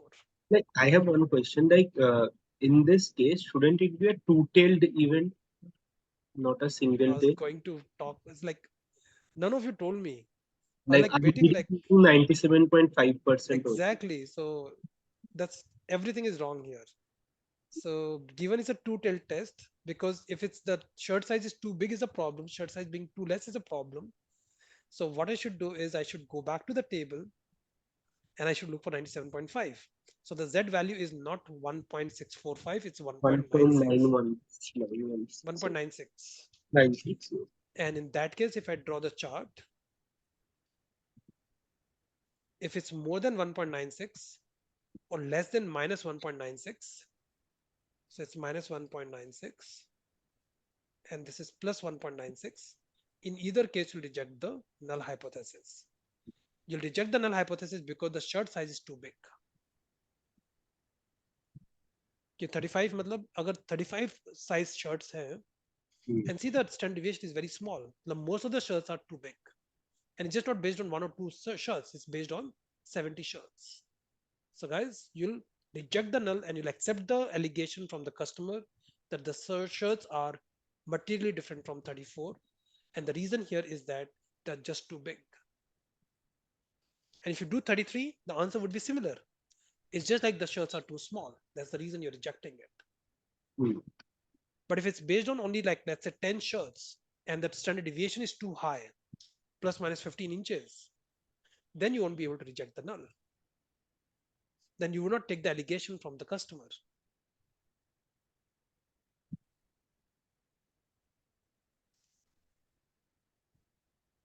Now, you don't know whether this is a very good case, okay? Now, you fail to reject the null. So you fail to accept the alternative.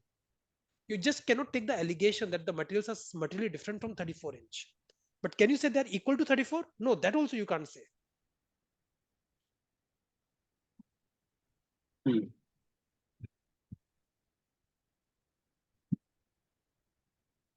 But if it's based on 1,000 t-shirts, and even if the size is 33.5 with a very, very small standard deviation, see, you can be sure that all the shirts are too small because you're doing it on 1,000 shirts with a very small standard deviation, means the entire lot has to be very, very small. But if it does, the standard deviation is very high, then you'll fail to reject.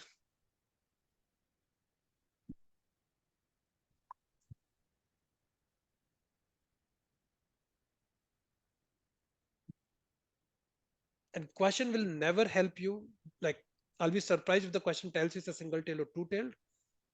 Just by looking at it, you'll have to figure it out whether it's a single tailed or two tailed.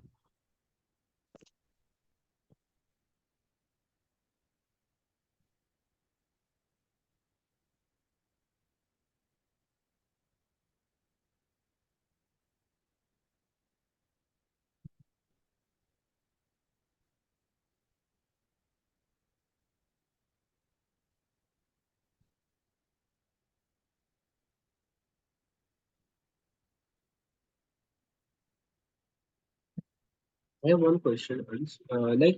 Uh, so this is what we are doing for the Z test, right?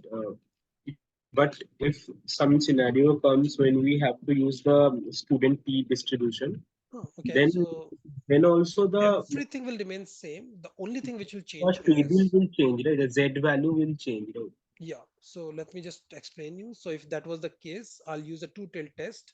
Mm. And for a two-tailed test, I'm looking for a 5%. Let's say the sample size is 11, sorry, 10. So I'll look at 2.26. So the only thing which will change here is, The Z value. rather than Z value, I'll take the T value, which is T value. 2.26. That's it. And Nothing else changes. and the sample and the test statistic will Everything be remains the same. same. कुछ भी change नहीं होगा. So that's the reason I spent so much time on it. That once you go to the T test, just replace the Z value with the T value. That's it. And for chi test is similar to T test, right? No, no. Z test and T test are when you're comparing one sample with Hmm. on the mean or the standard deviation. But chi test and F test is like when you're getting into variance. Okay. So we're not covered that part because things get very, very confusing when you do it in the first class itself. But trust me, when you go through it, there's a formula given. Hmm. Instead of test statistics, you calculate something else there. The formula is a bit different, but it's a very simple formula. You apply it and it'll work. Okay. But So like what maybe I can get always questions spend on time chi on is like test also, right? very less chance that you get calculations on that. But you can get a calculation. I don't want to stick my neck out and tell you that you won't get a question, but because you can get a question, but the probability of that is less. So hypothesis testing is a difficult topic, but the questions are generally easier. And you can get some easy questions like just what is a null hypothesis, what is the alternative hypothesis, and how to create a null hypothesis. Something like when to use chi test, when to use F test, when to use Z test. Those kind of questions also I've seen in the exams at times. Not all the questions, but some of the questions can be that easy.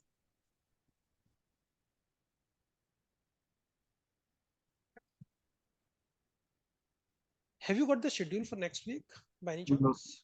Which no. topic it will be? Okay. Mostly, like I think we'll start with financial statement analysis or corporate finance. Let's see what it is, either of those two.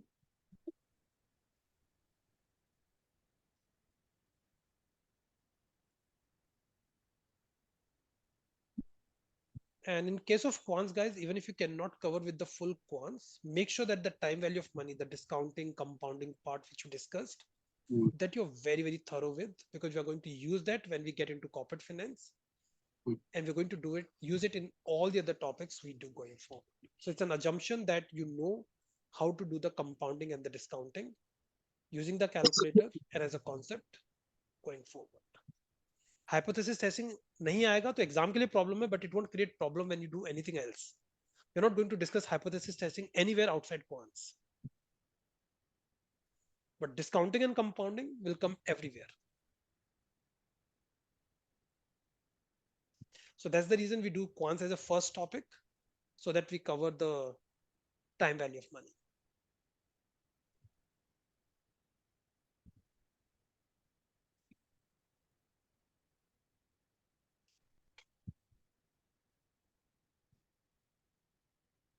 In level 1 we have equity investment as a topic. Many people get very high hopes, अरे यार हम तो valuation करना सीख जाएंगे.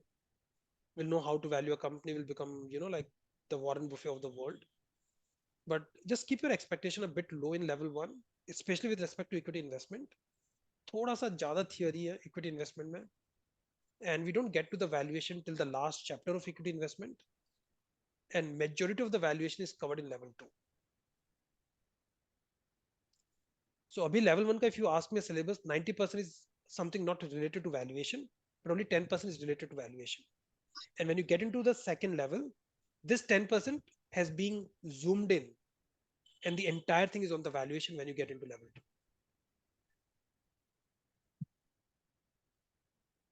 So I don't know if it's me or some other faculty, just keep your hopes a bit low when you get into equity. I've seen many people getting, अरे sir valuation नहीं बताएंगे क्या, अरे है ही नहीं पार्ट में, syllabus में ही नहीं है वो, मतलब है but not to a great extent.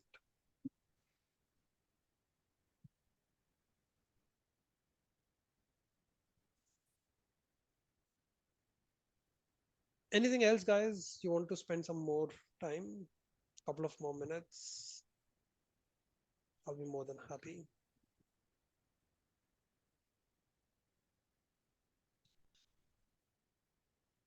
Hello, sir. Hi. So I was in your August batch, if you don't remember. Yes, I do remember, Palak. How are you? I'm good, sir. How are you? Great. My paper is in May, so Wow. I am preparing for it, but like it's very scary at this point. So I just thought if you have some last minute like tips, because I have done the course, obviously, and I have done questions and everything. I'm starting to give mocks. Okay. So being scared is not bad. Just don't be too scared, is what I'll say. Okay. No, it's a little bit exciting and like very nervousing, but yeah. Oh, that's okay. So that's very normal, right? So don't let it get over your head. You know? Yeah. So I have a nephew of mine who came for his college admissions, like I was telling these guys, and he's not worried at all. That bothers me actually. Yeah. Yeah. So it's okay to be worried. And the second thing is the at this stage when you try to sit back and try to think that what all you remember, अरे यार मुझे कुछ याद ही नहीं है, like I don't remember anything, but that's okay. Like you don't have to write some essay type questions, no. You just write Yeah.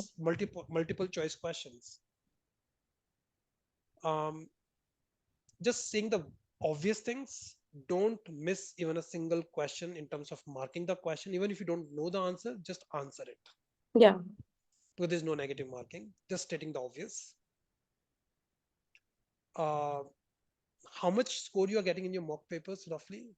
So right now I've only given like two, three, two right now. So in one I did pretty well, but I think that was because I had my notes with me. And the second one that I gave, like honestly, I got around 67. So that 67, I would say, is on the edge. Like, yeah, and I would say slightly on the lower side. But you yeah. still have got like 15-20 days. Like, when is your exam in May? It's on 20th May. Oh, you got like almost a month. And in a Yeah. month, you can do easily like 100 plus hours. Huh. So 67% a month before the exam is not bad. Hmm. But a day before the exam is slightly on the risky side. It's concerning, yeah. You know? If you had told me that you're getting a score of 85% now, I would have told you that just chill for 1 month and go for the exams. Don't Yeah. study more. But 67%, you need a last 1 month push for sure. Yeah. But if it was 50%, I would be like, what the hell are you doing all these months? Um, So 67% is a good score 1 month before the exam. okay. The mistakes in the exam, I think I've alerted you enough during my regular classes as well as Palak that don't do Yeah. anything crazy. Um, Don't look around a lot. I know that you won't have any intention to cheat, but don't give them the impression that you might be cheating. yes. If you think you've prepared a lot of, if you studied for like 100 hours on the calculator, that's fine. Your batteries will last. But if you think you've studied a lot, you've practiced a lot on the calculator, Hmm. the best thing is to get the batteries replaced Okay. 1 or 2 weeks before the exams. Don't do it just a day before the exam. What if the batteries are fake? Yeah. Okay. Just get it done, like, get the original batteries. They are going to cost you a bomb. Hmm. They're going to cost like a couple of ₹100. But Hmm. if you can get the original ones, that can you can be sure that during the exam time, It won't malfunction, yeah. Yeah, it won't malfunction. Yeah. Don't be too complacent if you find the paper is easy, Yeah. I because don't think maybe it's, like the paper will be easy, but no, yeah. if it's easy, then it's easy for everyone as well, right? It's Yeah. not like a 40% cutoff nahi hai na ki 40% you have to score to clear the exams. Yeah. So if it was my 10th and 12th ka exam, I'll be happy if the exam paper is easy. But the problem is when the paper is easy, even the people who are not prepared well enough can answer it and can get Yeah. into the competition. Yeah.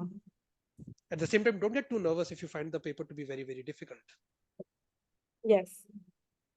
है ना? So coming back to my nephew's example, he went for 2 interviews. One interview, like he said, he'll never ever clear. But it turned out it was a stress interview and he got through it. Mm-hmm. Another interview, he said like the interview was very, very good. I said, why? But they said like the teacher didn't ask me much.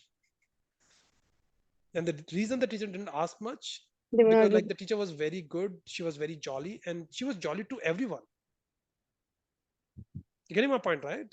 Yeah. So don't get too much nervous when you see the paper is difficult.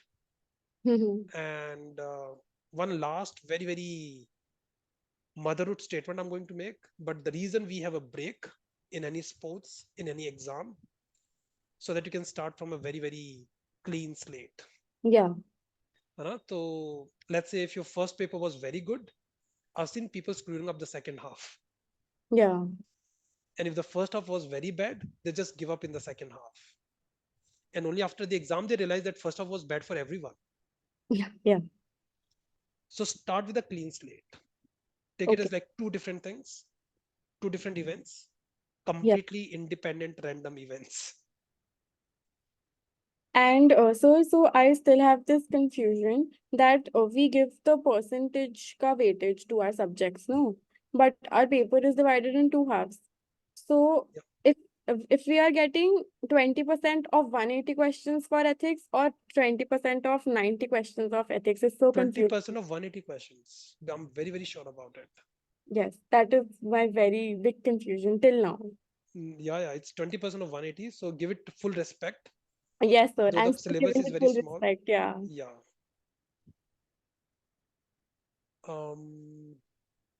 उसके ऊपर like I don't remember यार, and like that half an hour break is discretionary whether you want to take it or not. Make sure that you No, take the but break. I think I will take it because it will help a little.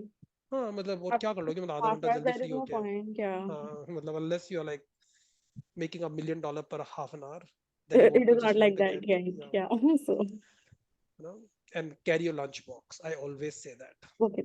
Yeah. क्योंकि उस half an hour में कहाँ तो नीचे जाओगे, कहाँ पे क्या ऑर्डर करोगे, you never know, right? Yeah. So carry your lunch box. Go to the venue a day before if you can, or let's say a week before if you can.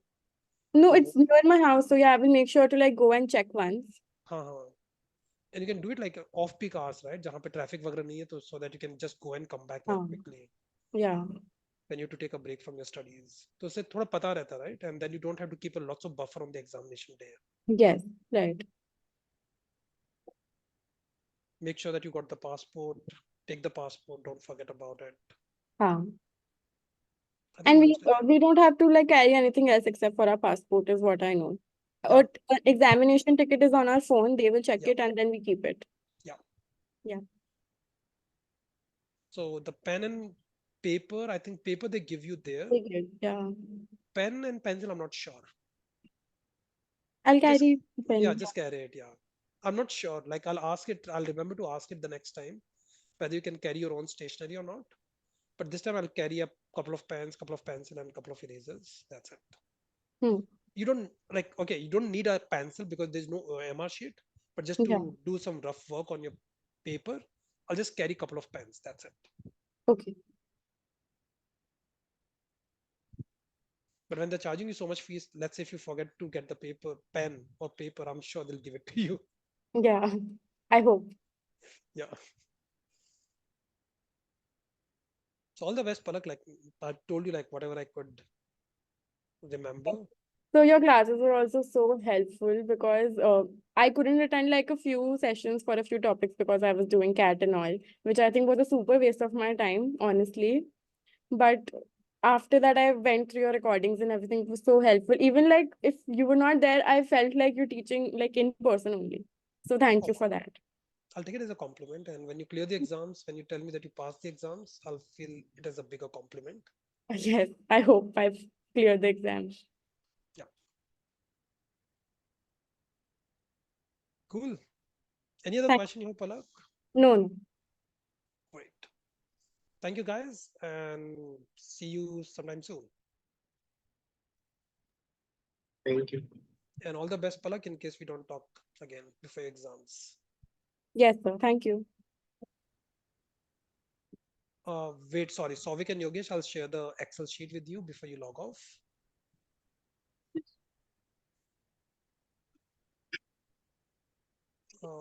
Chat window.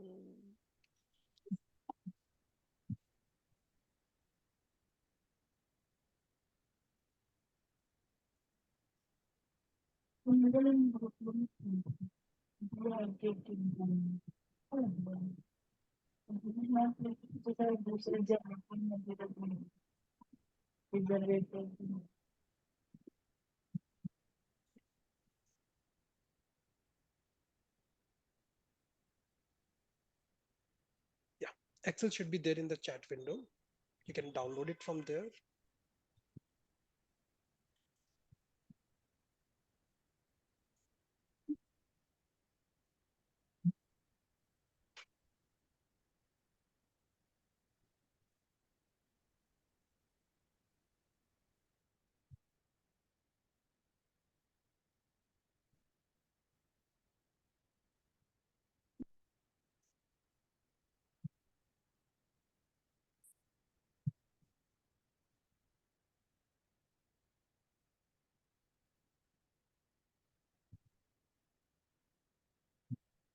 Okay, guys, thank you very much and see you sometime next week.